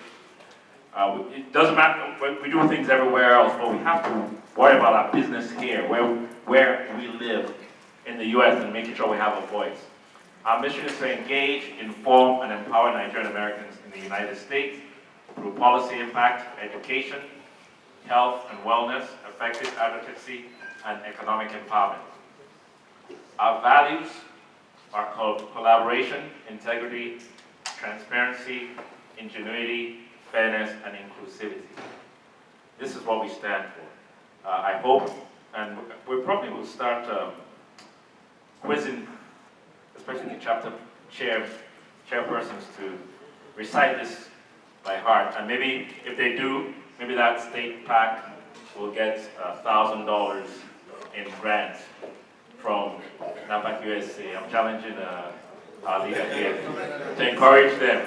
So maybe that might be incentive. All right. Let's go to the next slide. All right. So I'm going to turn it back over to Dr. Leo to take this off. Yeah. I have a question. Let me sanitize.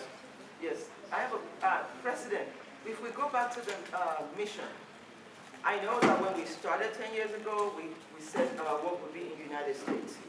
Now, given everything we're doing and what we're about to do we want to remove that boundary and just leave it? Can you go back? Yeah. It will still be the same, inform, engage, empower Nigerian Americans through policy impact education without binding ourselves or restricting ourselves only to the United States. Is that something we're willing to do, to remove the word United States? I know where you're going, but it doesn't answer that. Hold on. It doesn't restrict us. It doesn't restrict us. What it does is it gets us in the United States being able to influence things around the world. But we have to focus on us here. I think Mr. Doherty wanted to say something, because he's chair of the foundation. No, I was just going to say that... Yeah, Mr. Doherty, come. So, for some of you who don't know, NAPAC is in 3 structures. We have NAPAC USA, we have the state chapters of the PACs, and then we have the foundation. Now, the foundation are the ones who really get all that big money, all that big checks from everywhere, and they're working tirelessly every day to get that money so that we can run the things that we can run here. And my big brother here is the chair of the foundation. That's your team. I'm not sure if your team is here. They'll be here by tomorrow. But I was just going to answer what Madam Nikki was saying. This was developed in Florida, I believe about 3 or 4 years ago. So it's still a living document. So we're probably due for another retreat, where we can, because we've done a lot of activities in the last 3 years, even in the last 1 year. Even since the pandemic, we've done a lot, because, life throws costs at you, and you have to retool and try to do that. So just to answer that, we're probably due for another retreat where we take a look at the mission and vision thing again and try to see if we're drifting, or not drifting, or maybe we need to include some other stuff. But on that note, I'd like to add a shameless plug for NAPA Foundation. Okay, November 13th is going to be Giving Tuesday. You know, we do that every year. So everyone has a cell phone.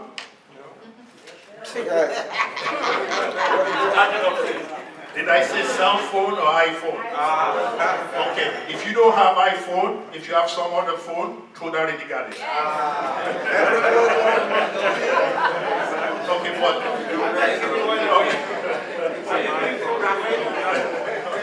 but seriously, we November 30th is going to be Giving Tuesday. Take your iPhone or cell phone and test this number. Test NAPA to this number to donate to us for. Where's my phone? Where's my iPhone? We'll share that. We'll share the number out. We'll share the number, but I mean, text NAPA. I think it's 818 number. 818. I know it. 818-290-8858. I got it. So, because we always, like he said, we always raise the money, you know, because we do a lot of projects, you know, that needs money. We have a lot of ambitious program, and to get a lot of things done, you have to, it costs money. Even for us flying here, costs money. Having dinner costs money. So, I'll leave you with that. I don't want to from the agenda. No, you're right. Number 818-290-8858. You know, but we'll publish that. Right. And we'll even show you some video, you know, if not tonight, maybe tomorrow. No problem. So subsequently, Mr. Edie will go into a little bit of the nitty-gritty of the structure of what NEPAC looks like and what our designations are, so that you understand. Because these are some of the things that we really don't know, so that, you know, you begin to know what the 501c or 504WC, whatever are those codes that they have, what they mean, like, and who you can donate to, so that you can have it tax deductible. So when you donate to the foundation of NEPAC, you can write that off for taxes, so that you know. Program descriptions. So these are the 7 program areas that we're focused on as NAPAC. And like Dr. Aluya had mentioned, our structure is, we have the 501c4, which is the arm that supports the 527s, and we have the NAPAC Foundation, 501c3. And we came up with 7 program areas, as Mr. Gardy had mentioned 3 years ago. So we have the Nigerian American Youth Empowerment Program, which is NAPAC USA, Nigerian American Policy Impact Program, which is with NAPAC USA, Social Justice Program, and the Immigration Progress Program. For the Foundation, the Education Enhancement Program, Health for Prosperity Program, and the Development Program. Yes, things have changed, so we probably will talk about some of the additional programs that we have as we go through. Next slide. So these programs that he talked about, what they mean is that there's a place for you in NEPAC. I've always said that you don't join NEPAC to diminish you. You join NEPAC to help identify your skills and your talent and elevate them to a level where we can all support you together. Because together, that's what we're going to do this. So in 2020 to 2021, programs we've done, from COVID-19 awareness programs where the doctors in the house came together with the very first group, Nigerian group, bar none, in the United States, I think maybe African, that came together what we called our doctors in the house and did like a town hall to educate our community what the disease was like. Because at that point in time, a lot of us didn't really know what it was, and the impact and the disease, the signs and symptoms and everything else that the disease was all about. And Dr. Motashaw in New York and I, with the whole team, put a formidable program together so that our community, the Nigerian American community, would know, about the disease. We also did the vaccine sensitization and information. Dr. Lee, I just want to mention something. The reason why that program was so real was both Dr. Aluya and Dr. Omotosho had just recovered from catching the COVID-19 virus. Yes, I was added that one. But it's funny. So one of the things that we did just before we put this program together was I graduated from ABU. So I helped pull ABU in the house. All right. So I pulled together our colleagues, both in the UK, Nigeria, and here in the US, where we put together, I'm not sure, maybe some of you may have seen it, where they spoke in different Nigerian languages, telling us about COVID. I don't know if some of you saw it. You saw it. It came out really early at the beginning of COVID. And after that, then I got COVID. I got sick. Well, it was then I realized that this can really kill until, I know what it felt like. And thank God we both survived it. And we had to tell our story. And unfortunately, please, if you haven't taken your vaccine, you can reach me anytime so we can have a one-to-one talk. Because this is the point in time where we do one-to-one. No mass, education and all that, the time is gone. Because COVID is still killing people. And what I tell people now is this. You see, when we all had the sympathy of the community, when somebody dies from COVID, we're sorry, we're around. But now, if you get COVID and you get sick, you'll be sick by yourself. And God forbid, die by yourself. And at this point in time, there's no reason for that. I'll be willing to do a one-on-one talk. If you can't do it here, I can do it with you anytime on the phone. Regrettably, I think this past week, one of the young men who I mentored 20-something years ago when he came to the US, lived with me for a short while, moved on, got married a medical doctor. She got pregnant, they reached out to me for residency. She didn't get the vaccine, gave birth to a baby, and the baby died. She died. So, they just did the funeral last week. So, COVID is still real, it still kills. So please, take your vaccine. So, the vaccination sensitization, we did a whole lot. Here we are. Members of the NAPAC medical family appeared in multiple Zoom meetings across the globe. I used to joke, I said, I travel around the world, I just talk about COVID and COVID vaccine. I even appeared on Dr. O's program, Medical Monday, and she does that. Dr. O, please stand up so we know, and we will share. So she's one of our celebrities in the house. So we must recognize and celebrate that, yes, you are.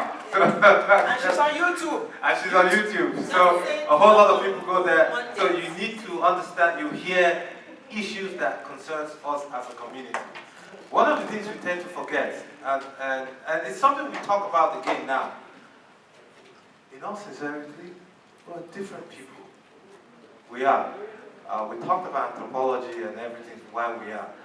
And the medications that you take, how or why do you think those things are working for you? And if they are, and if they still, what studies were done that concerns people like you? You understand? So these things are really important, and that's why in any time, please seek medical health if you're in need, or if you're in doubt. You can reach out to me. Dr. O is here. We have other people who are in the medical field. What did I say earlier on? We are a family. We are a family. We are a family. So don't say, oh, I don't want to disturb you. No. Send me a text. I'm usually up to 3 o'clock in the morning anyway. And that's true. If you call me and I don't answer, send me a text. I will reply. And I will call, WhatsApp. Because sometimes if I work, the reception is really bad. And I will reply. And Dr. O is the same thing too. We're here for you. So if you're in doubt, don't say, oh, he's not my doctor. You can get a second opinion. And from time to time, we actually post some of the things we do. I'm in a group of Physician Health Network. We talk about disease every time. This Saturday again is every second Saturday of the month. We'll be talking about heart disease and how it affects the entire human body. So we push these things so that we can further inform you and edify you, so that we'll have a healthy family. And you can tell Dr. Leah is partial to health programs because we spent like 1 hour talking about I know, sorry. No, but I mean, because guess what? If we're not well, none of these things would happen. I mean, if any of us was sick, you can't come here. And COVID has shown that to us, that health is truly well. So I need to put it out there so that you all know that. And then we had, of course, politics. Georgia with Warnock and Ossoff, where Georgia put a fantastic and formidable team together, pulling the African community together to push the agenda for our community so that we as the people can be represented at the table as well. One of the dichotomies I begin to see, and I've seen it, and some of you have seen it, that sometimes when you try as an African or an African immigrant to get to that table, some of our brothers who are here before us, 500 years before, may not truly accept you on that table. And we must know that. And their interests and our interests are the same, but however, we have some peculiarities. We're not here to fight or be a competition to them. The essence is again to collaborate and see where we can work in synergy at that time so that our interests will also be heard. So they did a great job. I remember how many of those meetings that I had to join constantly it was unbelievable what they did. And a round of applause for Georgia for doing that. Yes, Sergio and the whole team. No, it's Edafio. Oh, Edafio.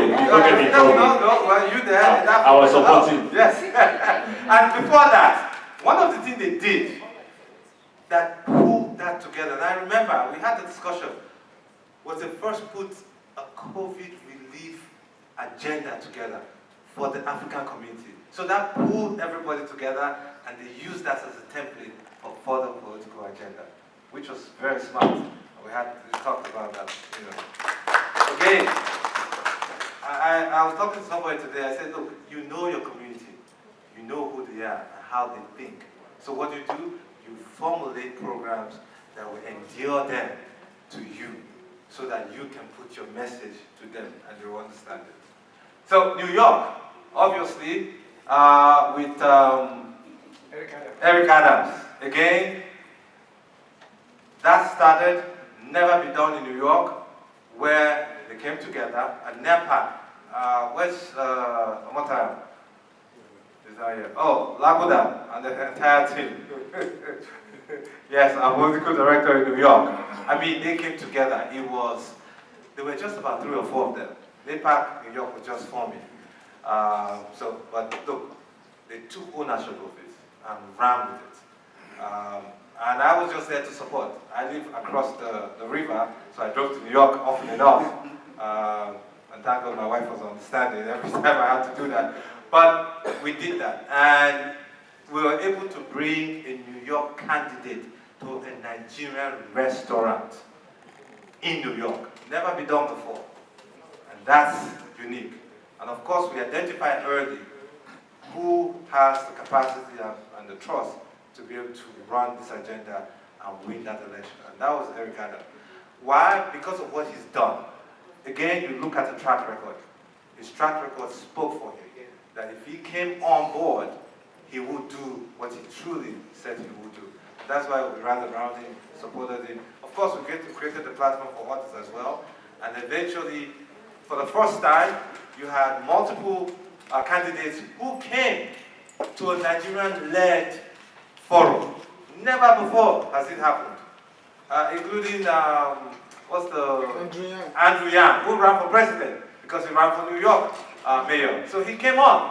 When you see Chinese man coming to a Nigerian function, you know they begin to pay attention. And we will get their attention. And we can all do that by strategizing and intentionally impactful. And that's what happened. And we saw the outcome of Eric Adams. So again, we're going to, NEPAC is going to lead that agenda where we'll create a platform to identify those in our community who can lead and be in his government, and of course, members in the community, in the African community as well. We wrote out an agenda of what we need so that we can push that. And Dr. Lui, I don't want to, I know we know the And then stories. Texas. I know we know their stories, but again, they're going to do a presentation of the status update. Oh, okay. So Good. we've also included. And I just want to apologize to California, because California did a wonderful job That's right. recently. Yes, they put them. Yeah, I didn't put them up there, and I do apologize to all my Californians, the mayor and the governor races. But they're going to put in their status report. But let's give California a big round of applause. And Dr. Leo is going to talk about Texas. And then to Texas, of course. Texas did an incredible work. And by that reason, we have our very own councilman who's been here from day one as well. Very well, councilman. So, and that shows you it's true the son of the soil. You remember where he comes from. He came here yesterday, been around, and here he's here, and he'll be here. So, And just to say, he's the first black elected official in the city of Grand Prairie, and it's just 22 and a half. 22. And he was running his campaign while he was in his final year. Oh, wow. Yeah, so you can. Oh, I don't see. See, I never have to tell you a story. So a 12-year incumbent who's a Republican in Texas. In an all-Caucasian neighborhood. And more importantly, 2% black? No, the community is about 20% black. And more importantly, he's in the room. Yes. And that's what we're talking about. You know, so, right, so he understands the message. He knows.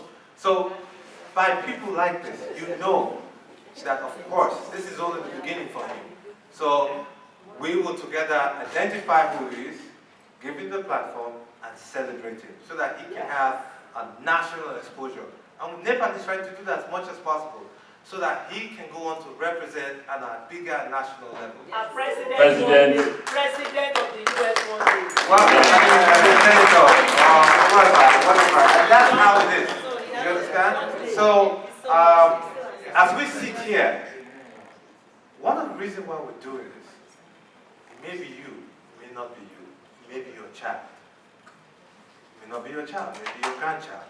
By God's grace, we will live long enough to enjoy the good fruits of our labor. And we'll see our children and children's children. So when your grandchild wants to run for office and they come, what are you going to say?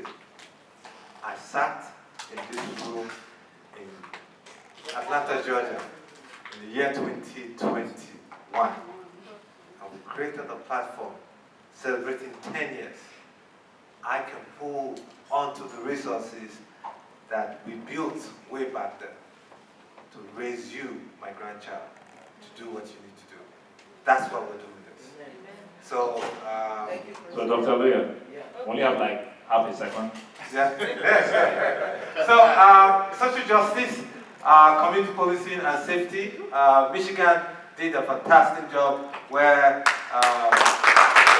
they brought members of the policing department came to talk to us. I mean, it was impactful, amazing stuff. So that you know how to address the policemen when you see them, your rights as a U.S. citizen, and everything else. So, again, it will be ongoing. There will be other programs that will come. We'll do that. And then the legislative engagement, yes.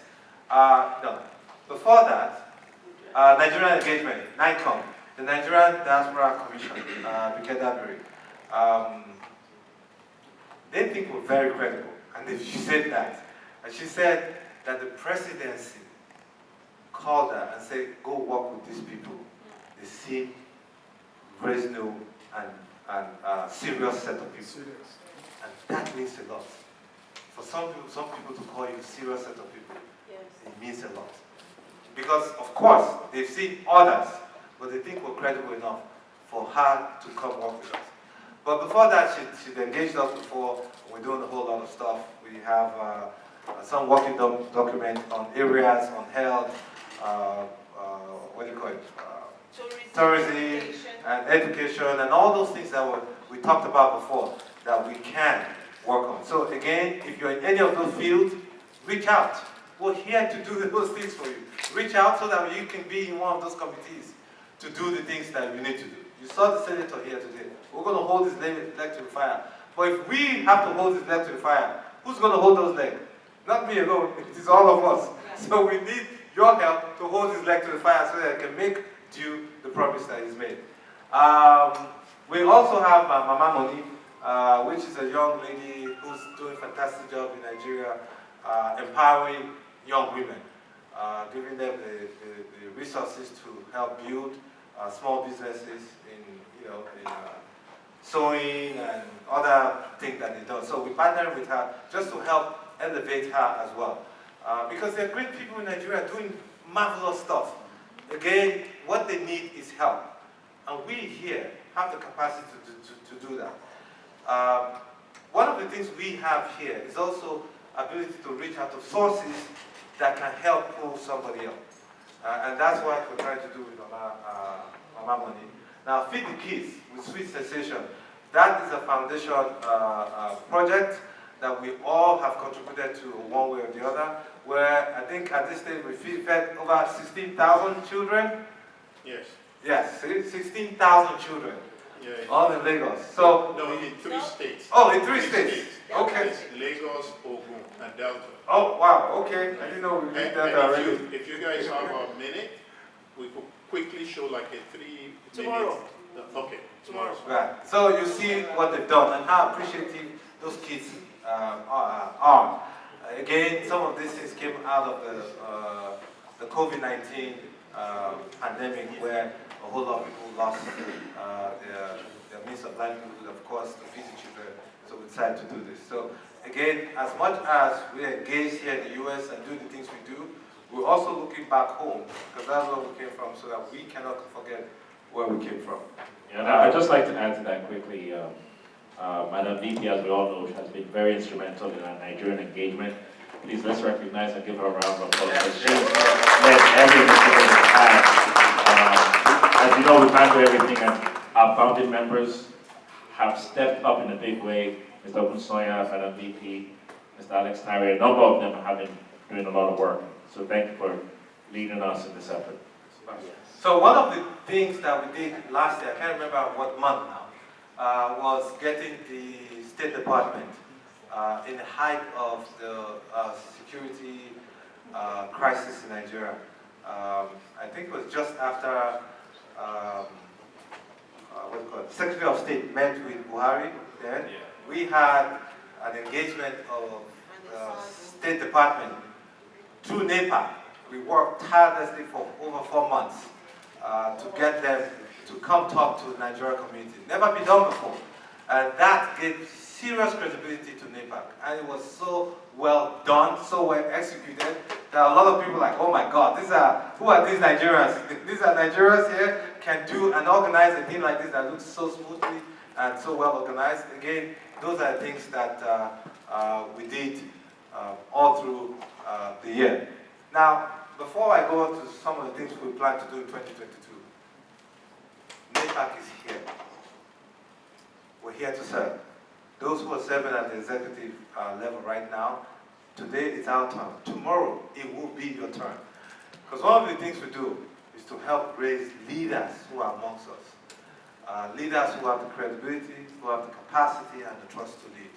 You're all leaders. If you're a NEPAC member, you have a leadership capacity in you. Tomorrow, we're talking about creating a leadership mindset. You can share that as much as possible. But why I want to emphasize, if you think of a program that you have, and you think you need to share your idea or your talent on a bigger platform, maybe within the Nigerian community, the African community, even global, please reach out to one of us and say, this is the idea I have, pitch it, and we'll help you do that. We'll create flyers, we'll do all of those things for you.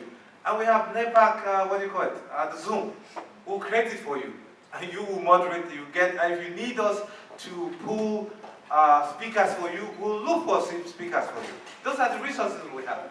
We have our dear brother here who did something earlier on research, clinical research, you know, and he wanted to share his interest on clinical research with the Nigerian community. We gave him the platform. We were the first set of people who brought cryptocurrency awareness and knowledge to the Nigerian community. I remember one night, I think the ambassador actually called it, he's the ambassador of Cuba right now. He was the Consul General in New York. He actually called from Nigeria. It was 2 o'clock in the morning in Nigeria. He called just to be on NEPA platform. And that's the trust that he has for NEPA. When we brought people in the cryptocurrency world to come teach our people what cryptocurrency is. And of course, we introduced the first indigenous cryptocurrency that is Nigerian based. First person, only one black person who has a cryptocurrency and a blockchain together. He's a Nigerian. And he's in Silicon Valley in New York. Silicon Valley in California. Nobody else, no other black person on earth has that. So these are the talents that we have in our community that we must identify and celebrate them. Because then we must keep an eye on what the future holds for and work with it.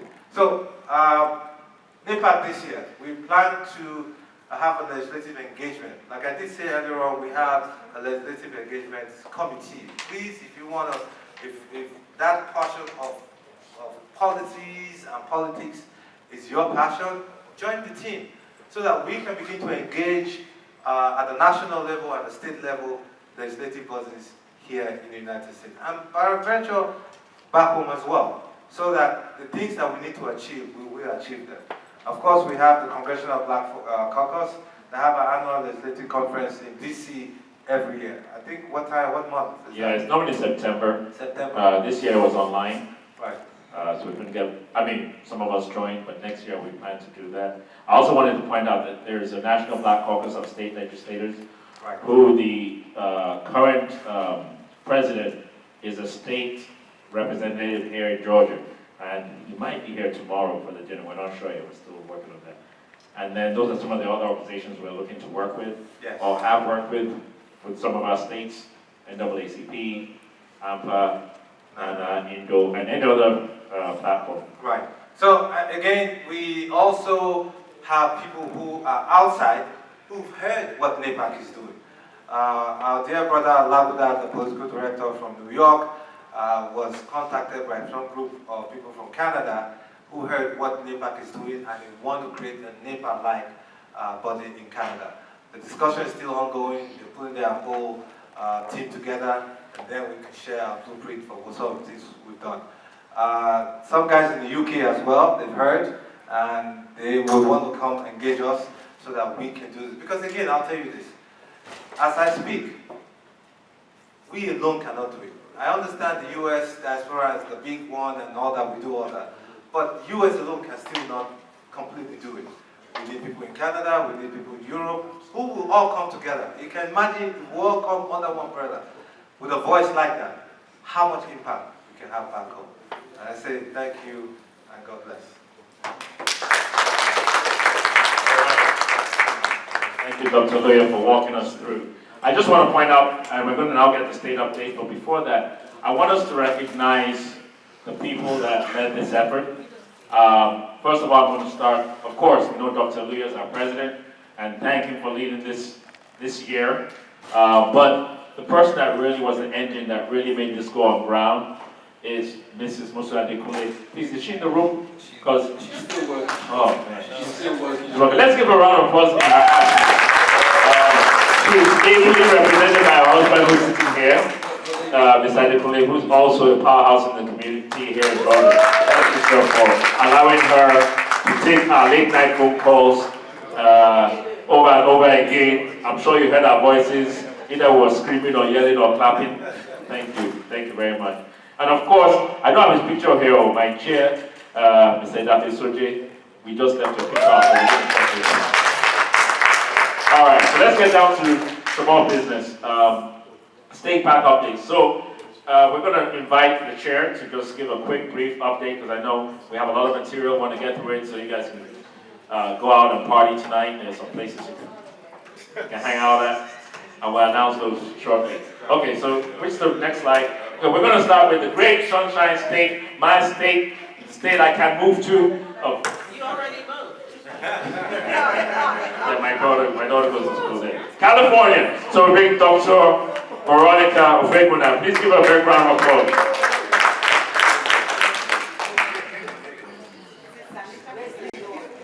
Thank you so much.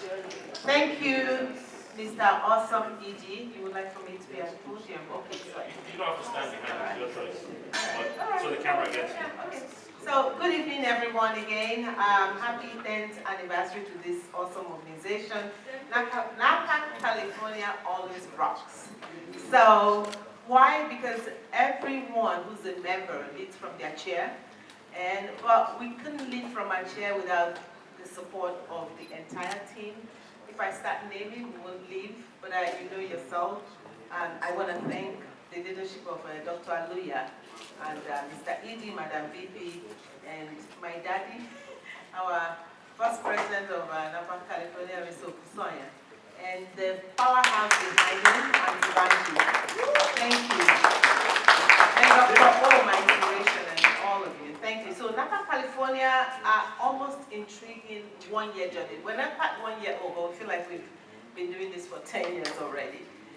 So I want to first thank every person from California Park. Would you mind it's worth it for you to please stand up if you're from California, or if you're also a friend of California. And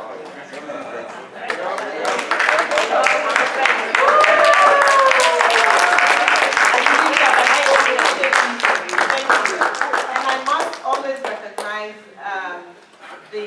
my predecessor, my amazing Mr. Nick. Thank you. Because Yoruba says, anybody play Oriano? Yes, that's right. You have to always be grateful. And Mrs. Yepu taught me Yoruba, so that's why you hear my Yoruba. I never forget my mama Yepu. So, PAC objectives completed so far and more coming. And in fact, I was just trying to remember it off of my head. I know that I missed some. Executive team. We have a powerhouse executive team that their role kept actually morphing. Because they started off with whatever we started with, but it just morphed into more things. So our vice president, who's a multitasker, which is why she's not here, and her husband is a foundation guru. And the reason that I give her some slack is because she does a lot on the ground, and Mrs. Doherty. And our general secretary, who's just a mover and shaker, she's juggling, and she was the only face we saw. She's very, very organized and very thorough and disciplined. She was the only face I saw on Zoom who actually planned and got on. And our financial secretary, Ms. Claire Ilo, Engineer Ilo, she's just moving homes, that's why she didn't make it. And our treasurer... Introducing Timber and Hannibal. Woohoo! All right. That's the Madam Chair for why we're here today. Yeah, and Simba. Okay. Oh my God. Hi, Simba. Simba is definitely the star of the show. I know.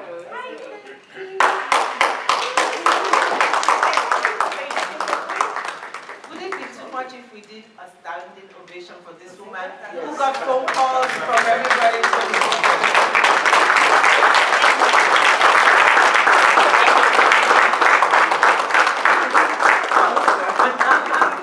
Thank you so much. Thank you, Madam VP, for making sure she showed up. So I'll do this quickly. Treasurer, political director. Come on, Simba. Come on, Simba. That's Prince, who's actually a crown prince. I'm afraid for the day they will tell him to go back to his kingdom. And then I'll be out of a treasurer, political director. He has actually led the effort, the one to support Junior. He's so proud of it, and he was the kind of the bridge for us. He told us what to do, and we did it. And he's doing that for many other candidates. At this point, we have about 3 candidates that we're leading effort. And they range from senator position in California to House, and even to Pennsylvania. So we're partnering Pennsylvania, and we're leading it. Happens to be the niece of our I wrote VP, it's actually VC, Vice Chair. And it's a robust growing membership growing by the minute, and I'm stopping minute. Our newest member is in the back there, she probably won't want me to point her out, but I will. Mrs. Aisha Lekki.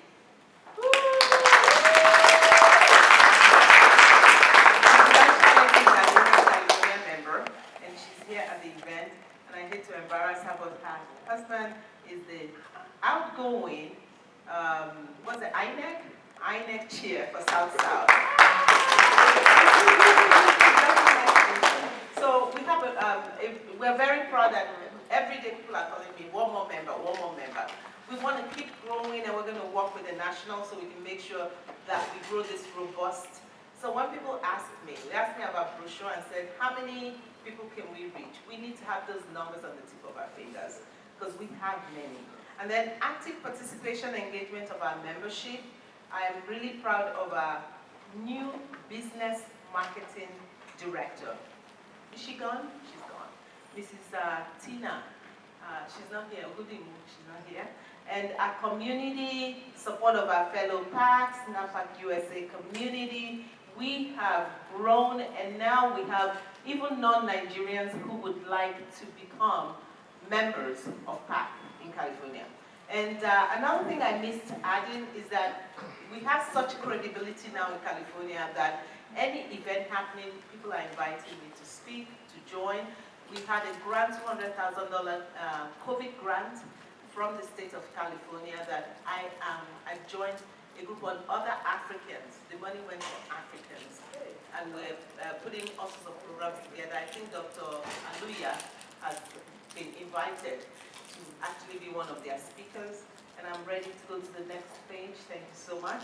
And we're proud that also anything happening in other states, like we're not in Pennsylvania, but we're leading the effort for a district rep for 159 districts in Pennsylvania. So we're really proud, and that started with the energy of our executive director, Mr. Deina, who's not here. We recognize some of these people that are here. Juneteenth event was an opportunity to actually work directly with NAACP. And like I said earlier, I want to encourage all of us to partner with our NAACP. Why? Because we are climbing on the back of African Americans who have given up a lot and continue to. Because we usually say, oh, we're not African Americans, but we're seeing that Nigerians, other Africans are getting killed. So we're recognizing that, wait a minute, they breached it, and we need to work collaboratively to save the black world. And the minority world. Collaboration with NAACP, SF would allow us to learn a lot, and they're enthused, really enthusiastic about working with us. So I encourage you in all of your different areas. South California celebrated the Juneteenth event while we did as in San Francisco. So what's awesome is California is huge, so sometimes we can travel to each other's space, but whatever's happening in the north, we replicate in the south. Support of Warnock Ossoff elections through Mr. Awesome ED. That was my first get my feet wet on how you do phone banking, text banking on a large scale with collaboration with other Africans. He role modeled it, and we replicated that now in California. And support of Dr. Wilewa. I just became the chair, and I was told I need to do fundraising. I haven't even been sworn in. And so that was the Dr. Wilewa, where we raised some funds, and that supported the different elections that the national was supporting. And we also worked with other organizations so that now we have this African leader group. So when we're doing everything now, we just leverage that group. And we did leverage the group for Rock the Vote for Biden, as well as Rock the Vote for No to Recall election in California for Governor Newsom. And Governor Newsom was so appreciative, and the rep informed us that they've never seen Africans as a group be so active politically. So again, that's NAPAC. So NAPAC is really leading. Everybody's like, okay, NAPAC, what are you going to do when anything happens? We have a successful launch of a new website that we're rebuilding. We're very proud of it, and unfortunately, Prince Nkuku is not here, who's leading that effort as well. And absolutely saving the best for the last is the support of Junior's election. We can't stop singing the song of Junior because it's just what we started this whole thing about. He's like an example, Dr. Welawa, Dr. Junior, a new political leader that we have predicted for him. I know he's pushing back, the future president of the United States of America. We know it'll happen, and we pray that we'll all be here to witness it.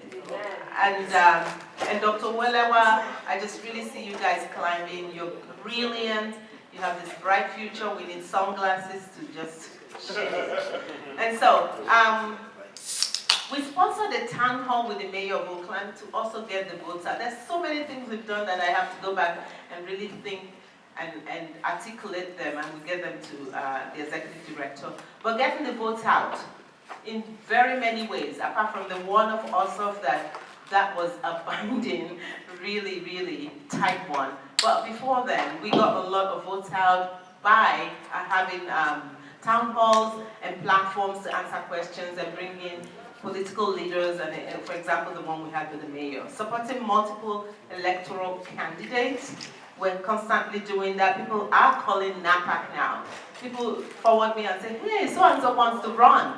That's a good thing. That's where we want to be. Successful launch of a new website, I said that already. Monthly NAPAC California newsletter. Please open it. Please click on it. We have people who are taking the time to share, to support NAPAC. We send it to all of you. Please read it. Also forward it to others. Collaborations. You can't do anything alone. Once you have collaborations and more people are joining the journey, then you know that you are accomplishing where you want to be. We established a collaborative of other African leaders and voters, and again, everything, people go, okay, Dr. Veronica, what are you going to do? So NAPAC is leading great success at mobilizing the community for the success of the No to Recall of Governor Newsom, led a collaboration of other African voters to support the No to the Recall. Governor Newsom recognized NAPAC's effort the first time that the Democratic platform will see African voters active in mobilizing and campaigning. Grateful, invited NAPAC leads to the celebration. Unfortunately, we're on our way to Jamaica, so we did. Next slide.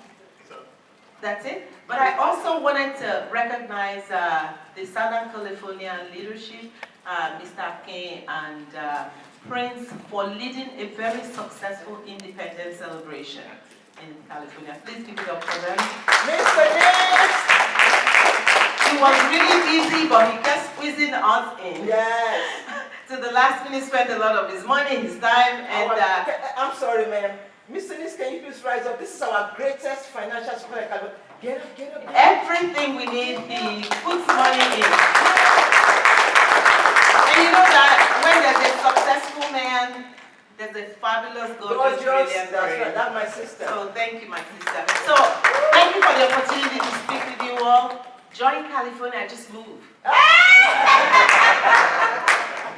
All right, thank you, California. All right, I know time has gone by quite a bit, and I know people are tired, but I'd like for us to just go through the state tax updates and have it, on record. Unfortunately, the rest of the stuff we're going to have to shelf, and maybe we do a part 3 online, because I want to respect the time, and I know people have had a long day. So let's, I think Minnesota's online. Or are you going to give the presentation? Yes. Okay. So, please, let's welcome Mrs. Moni Ige. She's representing Minnesota. So, what do you call it? COVID protocol. I lost you. I think that one. That's close. Thank you. All right, Minnesota bringing the heat from. Bringing the heat. Good evening, everyone. This is from the cold and the hottest state of Minnesota. Wow. So I'm so glad to be here tonight. And I have to introduce another Minnesotan that joined me tonight, Dr. Sam Mamo. That's our treasurer. And we also have our chair, who is online, Dr. Gazal. Let's give him a round of applause. So talking about this park in Minnesota, we are new. We are forming summer of 2021. And I've shared the story of how it got started. My brother called me. And said, you know what? I want you to do this. And I just took a look at the website, and within a very short period, I signed up based on integrity and because I know who he is. And then, based on that, I called someone. The first person I called signed up and is our chairman today. So, the integrity of what that park is, the information that is on the website is even enough, just enough. And the people you are talking to was enough to convince everybody to join that park. So I'm very proud, I'm very glad that happened. And we have been running since then. Our first Israel meeting was held on June 25th, 2021. We had a follow-up meeting held on July 8th, 2021. We have interim executive members elected in July 2021, simply because we are still very young. We are all interim right now, but we are moving forward at a very rapid rate. And next slide.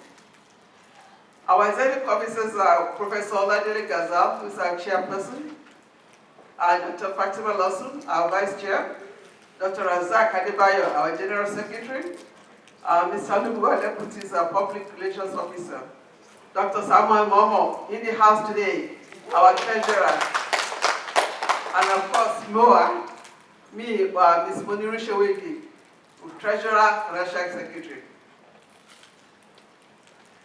So, our progress so far, our chapter membership recruit is ongoing and is increasing every day. In fact, today, fortunately, we're able to recruit some people, even online, because some people that I've been talking to, that I met at the OMB party, I've talked to them, and they're still sitting on the fence.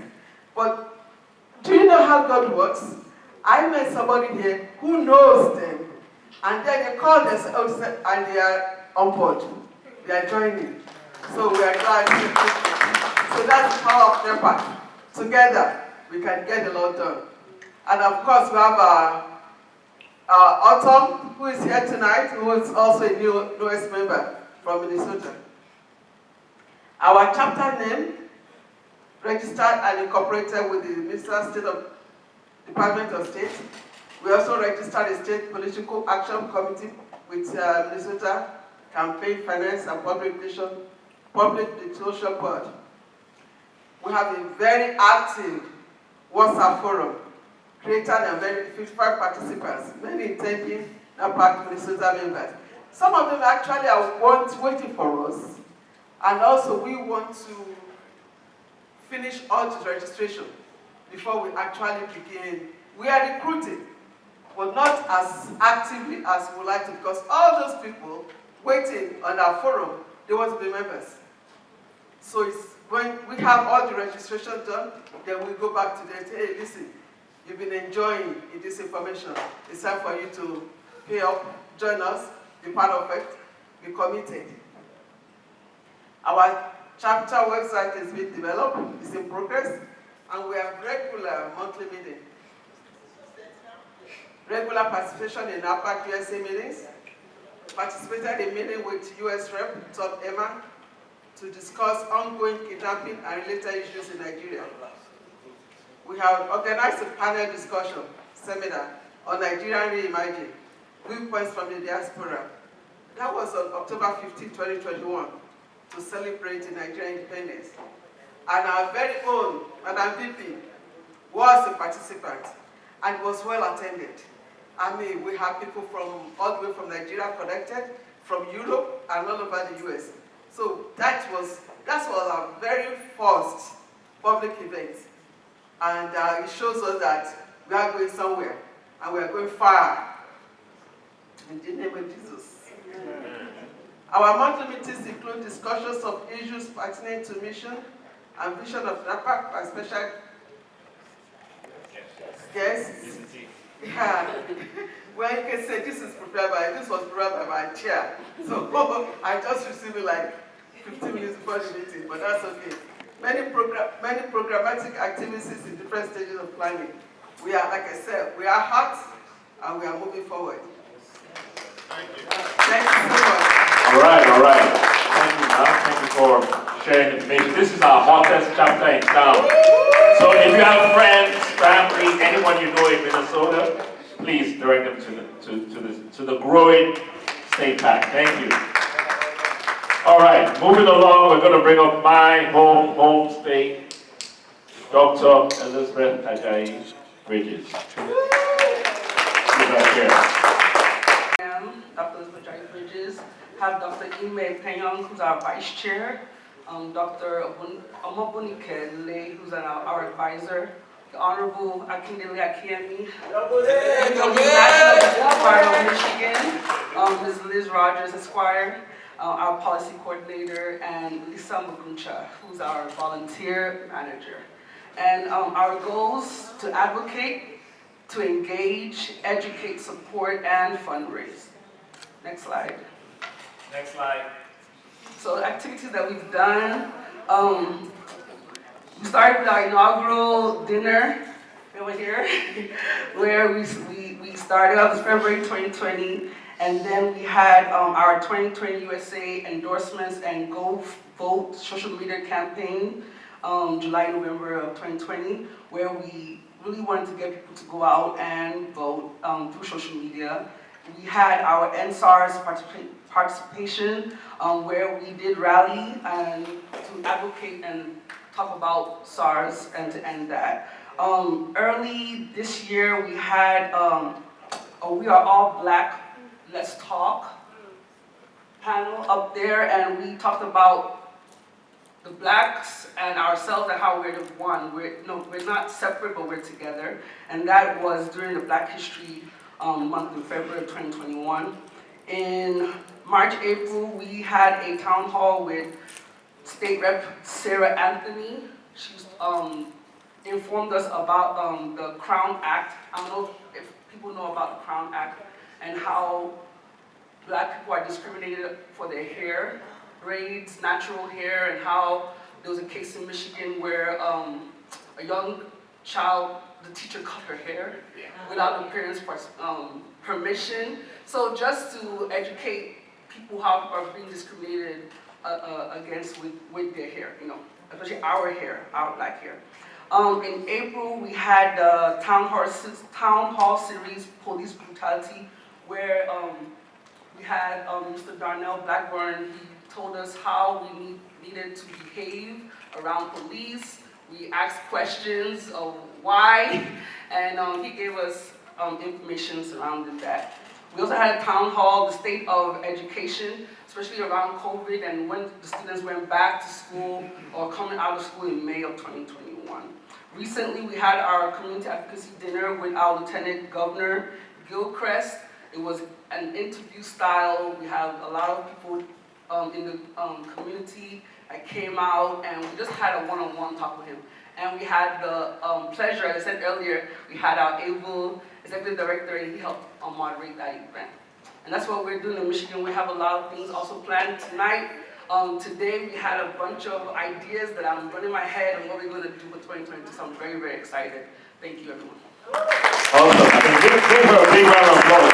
I mean, the membership is small, but very impactful, as you can see the program that's done. Actually, one thing, their launch dinner was also a fundraiser for my campaign when I ran for Gwinnett County School Board, and we raised about $67,000 that night. So give them a big round of applause. Thank you. All right, next is, oh man, DMVP. 4 and 1.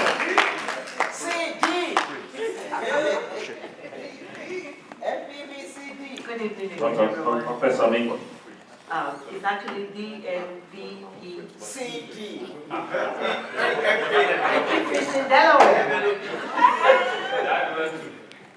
And we have our first Delaware member tonight. So we had 2 members tonight. Thank you. I'm going to be short. I didn't know about this. And I was so tired.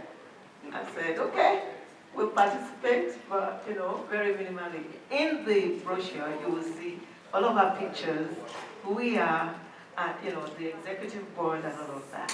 We have it there. So, what we have done, I mentioned before, we participated in supporting Owolewa and worked actively to get people like Louis into office. I mean, we busted out our hands, and we, oh my gosh, there were many hurdles thrown at us, false ballots sent to households in Prince George's County, Maryland, but strategically we were able to overcome that and elected the first Nigerian American judge in the state of Maryland. We have 4 candidates running in 2022, and we're gearing up for that. One of them is in Pennsylvania, 3 in Maryland. We don't know if we'll have any in Delaware yet, or DC. Oh no, sorry, we have 1 in DC. Owolewa is running again in DC. So, next year, No, he's here. He's here. He is here. It's in the lobby. He's in the lobby. He's in the lobby now. Yes. Oh, Owolewa is here. So you meet him. He's running again next year. It seemed like yesterday when we ran the last election. When he told me he's running again, I said, why?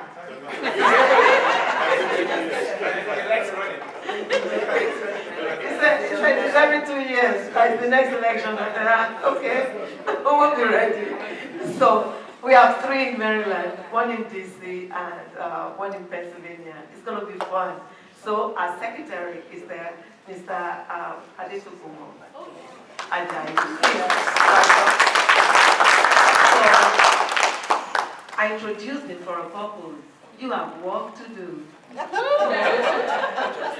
So we have also partnered with Global Vision Foundation to place, guess this, we're going to see 52 children, orphans, from wherever they are. The youngest is 4 years old, like I said before, through college.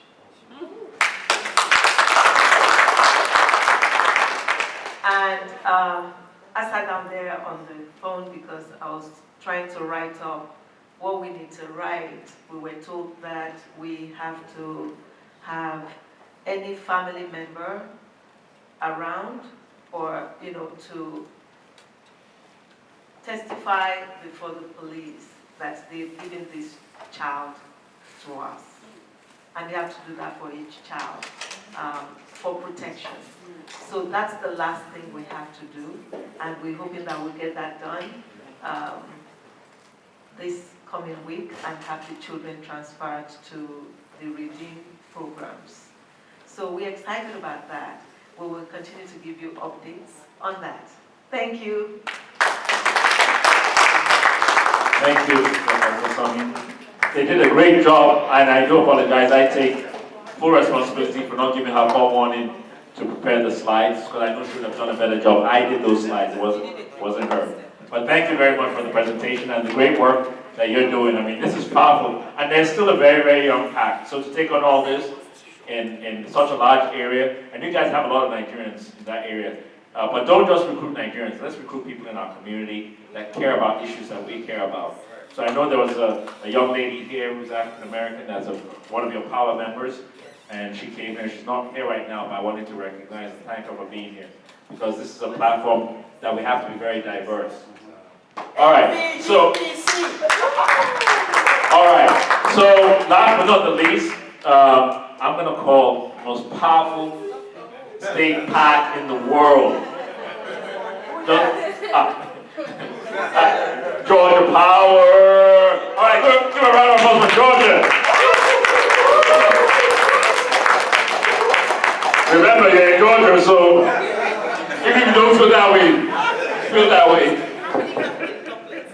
Good evening.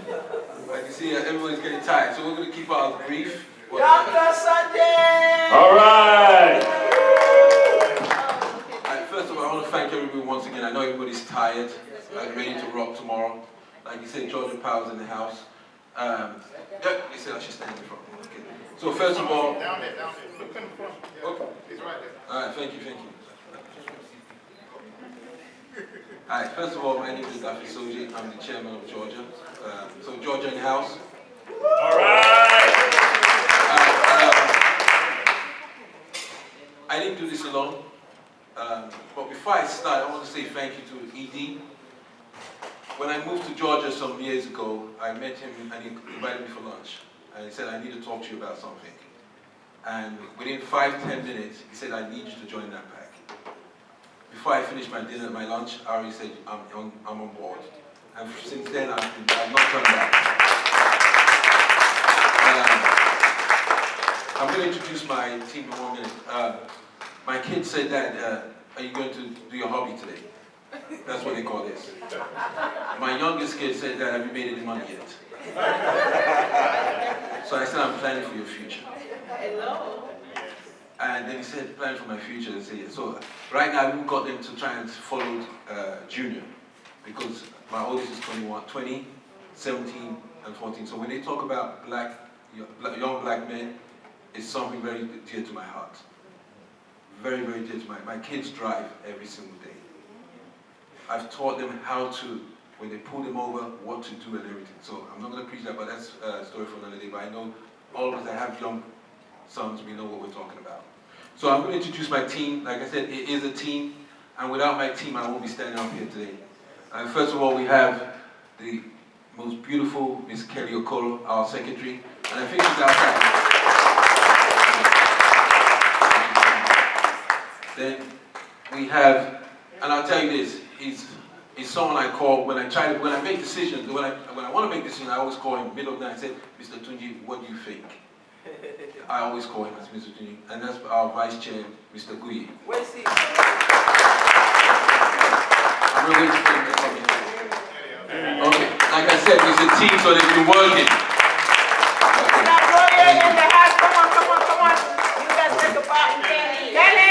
Just come up for a sec, so we can hurry up. Just come up, please. Okay. Then, next slide, please. And let me tell you, you know how Miss Christina holds it down? We have our own Otumba Ibrahim, our financial secretary.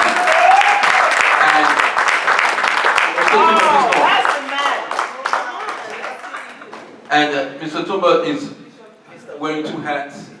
He has the financial secretary and treasurer. And when I said, oh, we need this check, he said, have you sent me a request? He says transparency.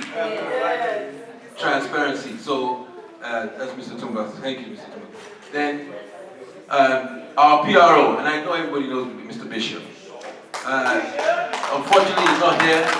His wife's father passed away, so he had to go for the funeral. The funeral was this morning, so we're in Pittsburgh with him in spirit. So I'll send him some messages. Thank you. So, like I said, we're going to be brief. One of the first things we did, and what we started with last year, and just to back up before we started this. I'm sorry, sir. Yes. We still have some other powerhouse Georgians here. Dr. Busola George Fedor. But Madam VP, it's Georgia. When we want to do, they're the last. We need to celebrate them. So that's why I was going to go through this, then celebrate them as we walk out. Good turn back. Thank you. So, the first thing we did, and Dr. Loya spoke about it, and that's how I met Saeed, was when the COVID hit. We created a COVID relief program, and that was very powerful. We raised money, we didn't get grants, we raised money from fellow Nigerians. Yes.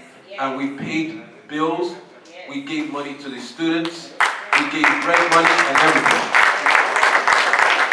And I just want to, Saeed, can you just stand up and wave to everyone? Because Mr. Saeed was the General Secretary and he held it down. And we made that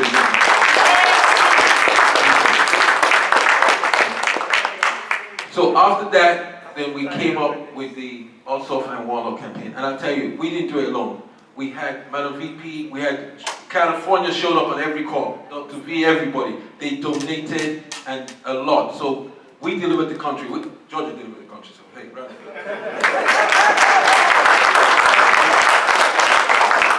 So that was one of the most powerful things we did. So and it was on national news. Next week. And the next thing we did was right now we're supporting some candidates. We're supporting JC, he's running for District 124 in South Fulton.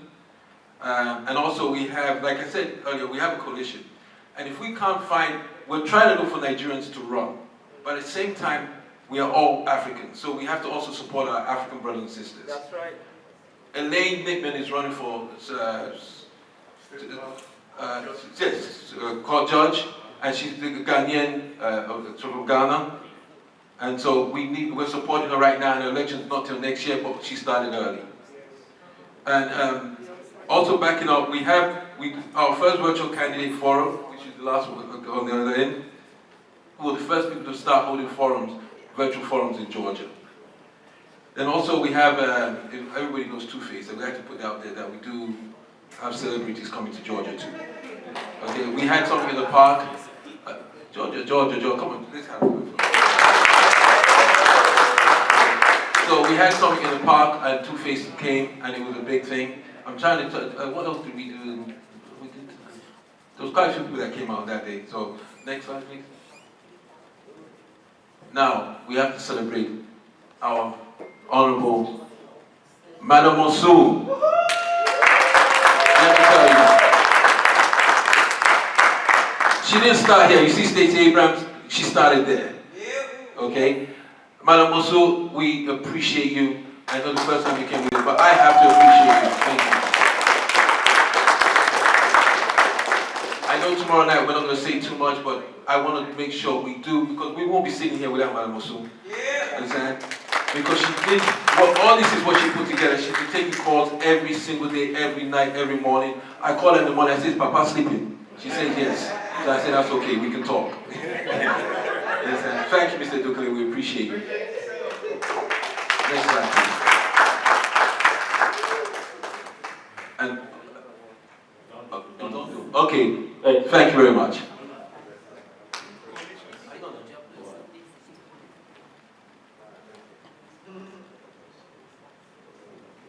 We have some of the family members in Georgia. Ms. Alice Sunday, she's also the president of ANOG. She couldn't be here because she lost her brother. So, but I think she's online, but she will be sending a message also. Greetings, sends her greetings. Then on top of this, I did say earlier that I was recruited by Shelgo, but one of the people that put the icing on the cake was Dr. George.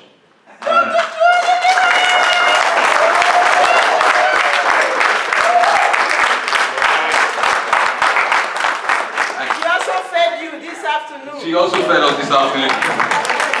So I'm going to close with that, but Dr. George, I do appreciate you, because when Shelby said I should talk to her, Shelby said, if you get endorsed by Dr. George, you're in.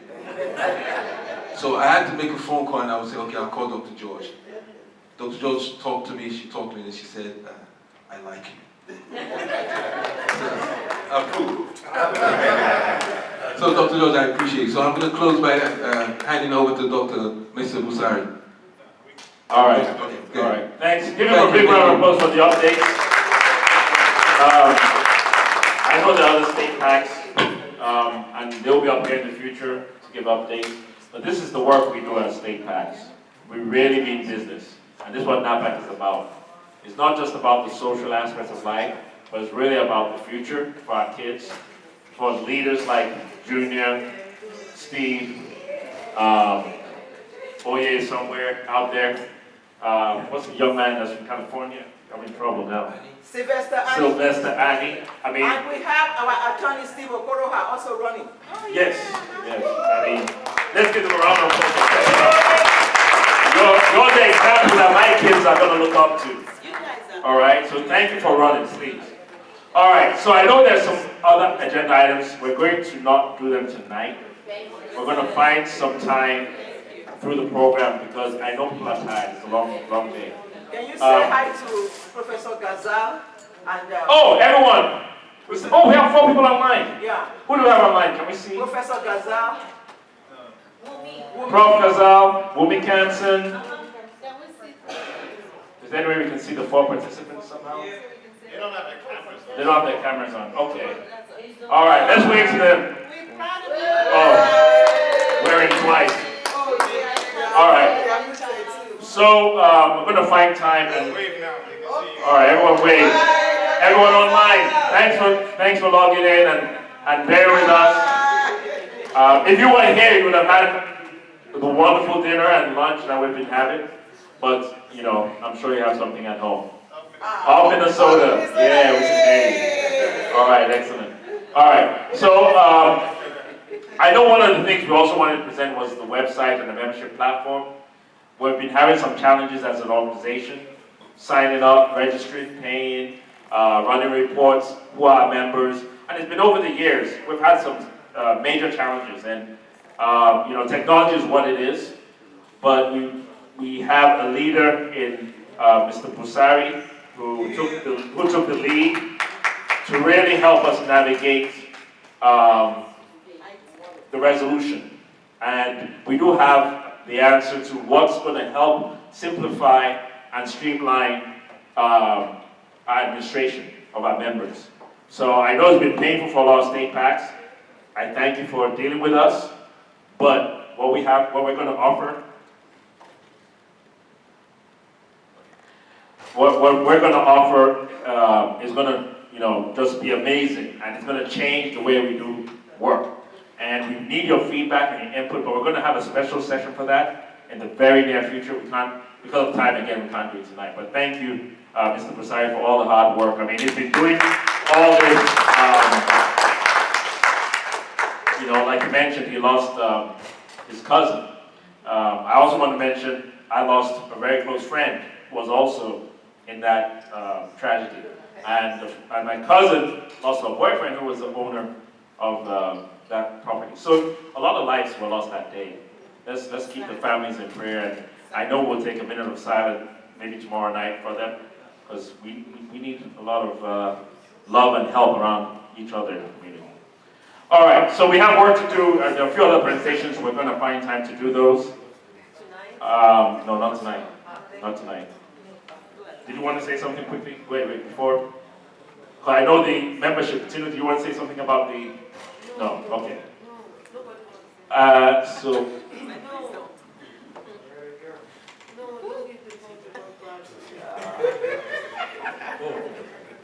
All right, I'm going to turn it over to the Chief Conveyor, Dr. Aluya. Give him the web to Michael.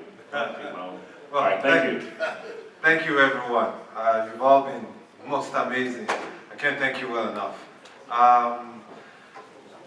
With all the things that we've done, each individual, from state to national and everything else, somebody said something to me this evening. They said, you guys, you are amazing. You've done such a great job. But we don't know about you guys. And all the things that you're putting out, we're not seeing it on social media. I guess because if you take, I don't want to put ages on our heads, but you know, older folks do Facebook. That's the older folks do Facebook. That's what Generation X do Facebook. The millennials do Instagram, and then Gen Z do what do you call it? Tweet. No, TikTok. Yes. So, but again, for you to be really relevant, you have to be on social media, and social media is what we need. But unfortunately, a lot of us, we do these things out of our very busy schedule, out of the things we can, and we try as much as possible to put things on Facebook or Instagram or whatever, but we need help. We need help, especially the young ones who can help us put these things online. We've done such great things. And one of the things that we did last year, and a lot of people do not know that, and I'll tell you, do anybody know the African Development Bank? Yes, no. Who does? And the effect, no, people in the house. And the people, and the how impactful that has been to Africa. And who runs it right now? Who runs the African Development Bank? Nigeria. The Nigerian, for the first time. And for those of us who don't know, it actually started additional. Additional. Now that started way back in 1960s. And Nigeria has had the largest share as a shareholder of that entity for so long. Japan, Germany, the US, and a few other countries, Belgium, also have shares in that company. And that started in 1986, when they started buying certain shares. Now, it came about after the first 4 years ran or something, it's going to run again. But then, during Trump, they didn't want it to come up. So, there was a whole lot of, pressure to remove it, drama and all that, to remove it. But NAPAC stood up. Yes. NAPAC stood up to doing this. And yes, great time, great time. NAPAC, and a lot of people don't know this. NAPAC stood up. I remember being up, coordinating with people from California, Dr. Ronke, to Professor Adelaja in Michigan, myself and a few people. We sat, we wrote letters. In fact, what I was actually doing, I just know, it was 3 o'clock, 4 o'clock in the morning. And we wrote letters to Trump, to Mnuchin, you just need everybody. We wrote those letters, copied everybody. And then, Mr. Kusaya, and then we also instigated a video that went viral using NABN TV. And that's why I always say, use the resources that you have to achieve the things that you want. And all that came together. In fact, that video went viral to a point where it was actually translated into 2 other languages. And that's what NAPAC put together to keep that gentleman, to keep his job. And he already recognized that, he knows that, and he's very thankful of that as well. So, in all the things we do, and all the things we're going to do in the future, we need that help on social media, so that the reason why we're doing this, for the young ones, we can begin to bring more of them onto the platform. And we have Ms. Tosin, right? Williams, who today has become a NAPAC member and will help us put us on social media. And for those who don't know her, she's actually representing Abike Dabiri. I think she's a niece, right? She's a niece of Abike Dabiri. So she couldn't make it because of COVID issues, but she brought her and she's here. And now she's happy she came. So she's going to help us put us on social media so that we can begin to identify young ones as well. So, but tonight, for all the things and all the individuals who are here, we can't thank you all enough, but know that from the bottom of our hearts, we really do appreciate you, we thank you. But for a few people, we just want to say thank you in a special way by giving them certificates, just to show a means of appreciation. We'll continue to recognize those who are amongst us and show this appreciation by giving certificates to them so that they can do more as we move on. So, so I'll give to the Vice President. Oh. No. So let me hold it. No, you're going to give them. So you. I will hold it. You can't hold it, Mr. Haley. Good evening, ladies and gentlemen. So, we have some people here who are very, very outstanding in their performance. And that's a way we need to recognize them, no matter how little. We don't have a lot of present to give them, but a lot of appreciation. And we can actually give everybody, because everybody's outstanding, but we cannot do that. So we're going to do some today and do some later. For the ones that are actually, we want to maybe particularly the chair of the park, some of the park chairs that have been outstanding, and we have some notable results in their states particularly. So I want to start with that, and then of course our chair of the committee for the outstanding performance. So let's start with her, Mrs. Sumbo Adekunle. Mr.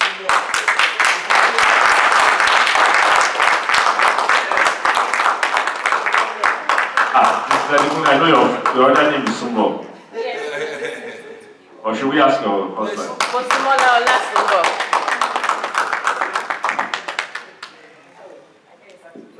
Yes. Where's the camera?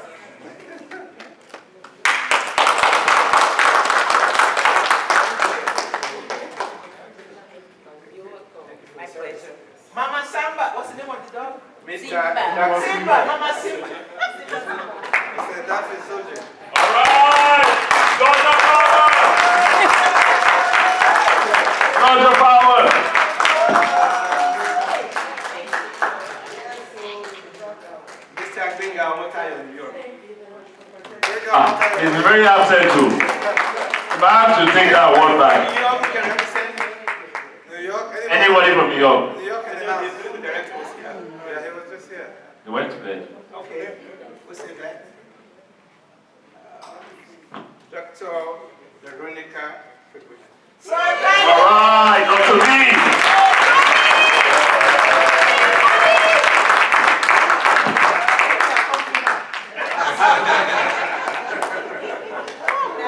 I can't take it alone, thank you. I appreciate it.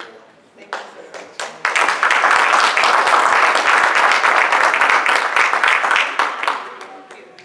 And lastly, but not the least, this person you all know very well. That's right. He is not a state chair, but he has served us in many capacities. Look around, you'll see him before I mention the name. Mr. Shegun Adeyemi.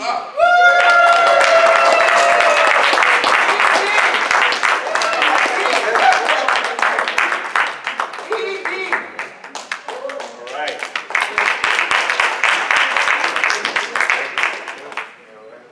We do have some more awards tomorrow.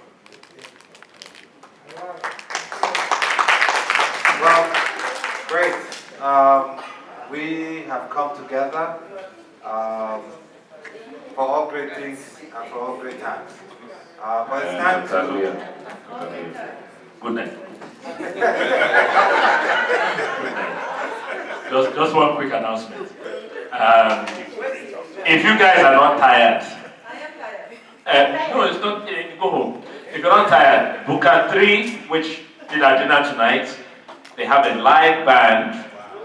You can Google them. Buka 3 is not far from here. It's about 10 minutes from here. I think. 12 minutes. Sorry, 12 minutes. And they're up all night, so you can get some Atlanta Southern hospitality. So please show up there. So Dr. Luya, let's say good night. Well, thank you. We leave to meet again tomorrow. Yes, our program starts tomorrow. Breakfast is 8 a.m. Please, we learned a lot of lessons today.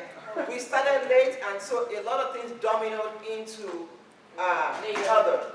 Tomorrow is the real night, gala night. So we want to catch 2 hours of rest in between. But it's not going to happen.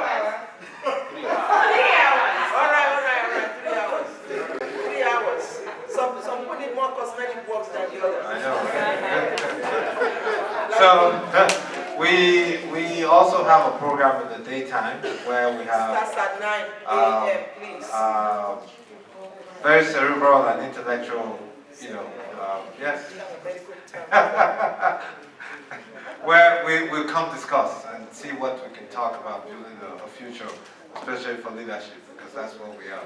So I must say, good night, good night. Good night.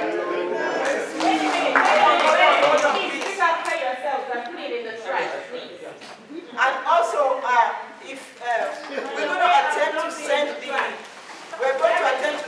information. I apologize, please. Lady Chair, please hold on. We have to end with a prayer. Yes, thank you, sir. Unfortunately, our brochure that has a list of all the items and activities did not arrive through DHL as expected. Lady Chair has been tracking it, it's still stuck in Miami, we may not have it. So if you need us to forward tomorrow's agenda to you, please come see me. So I have your phone number and we'll forward to you.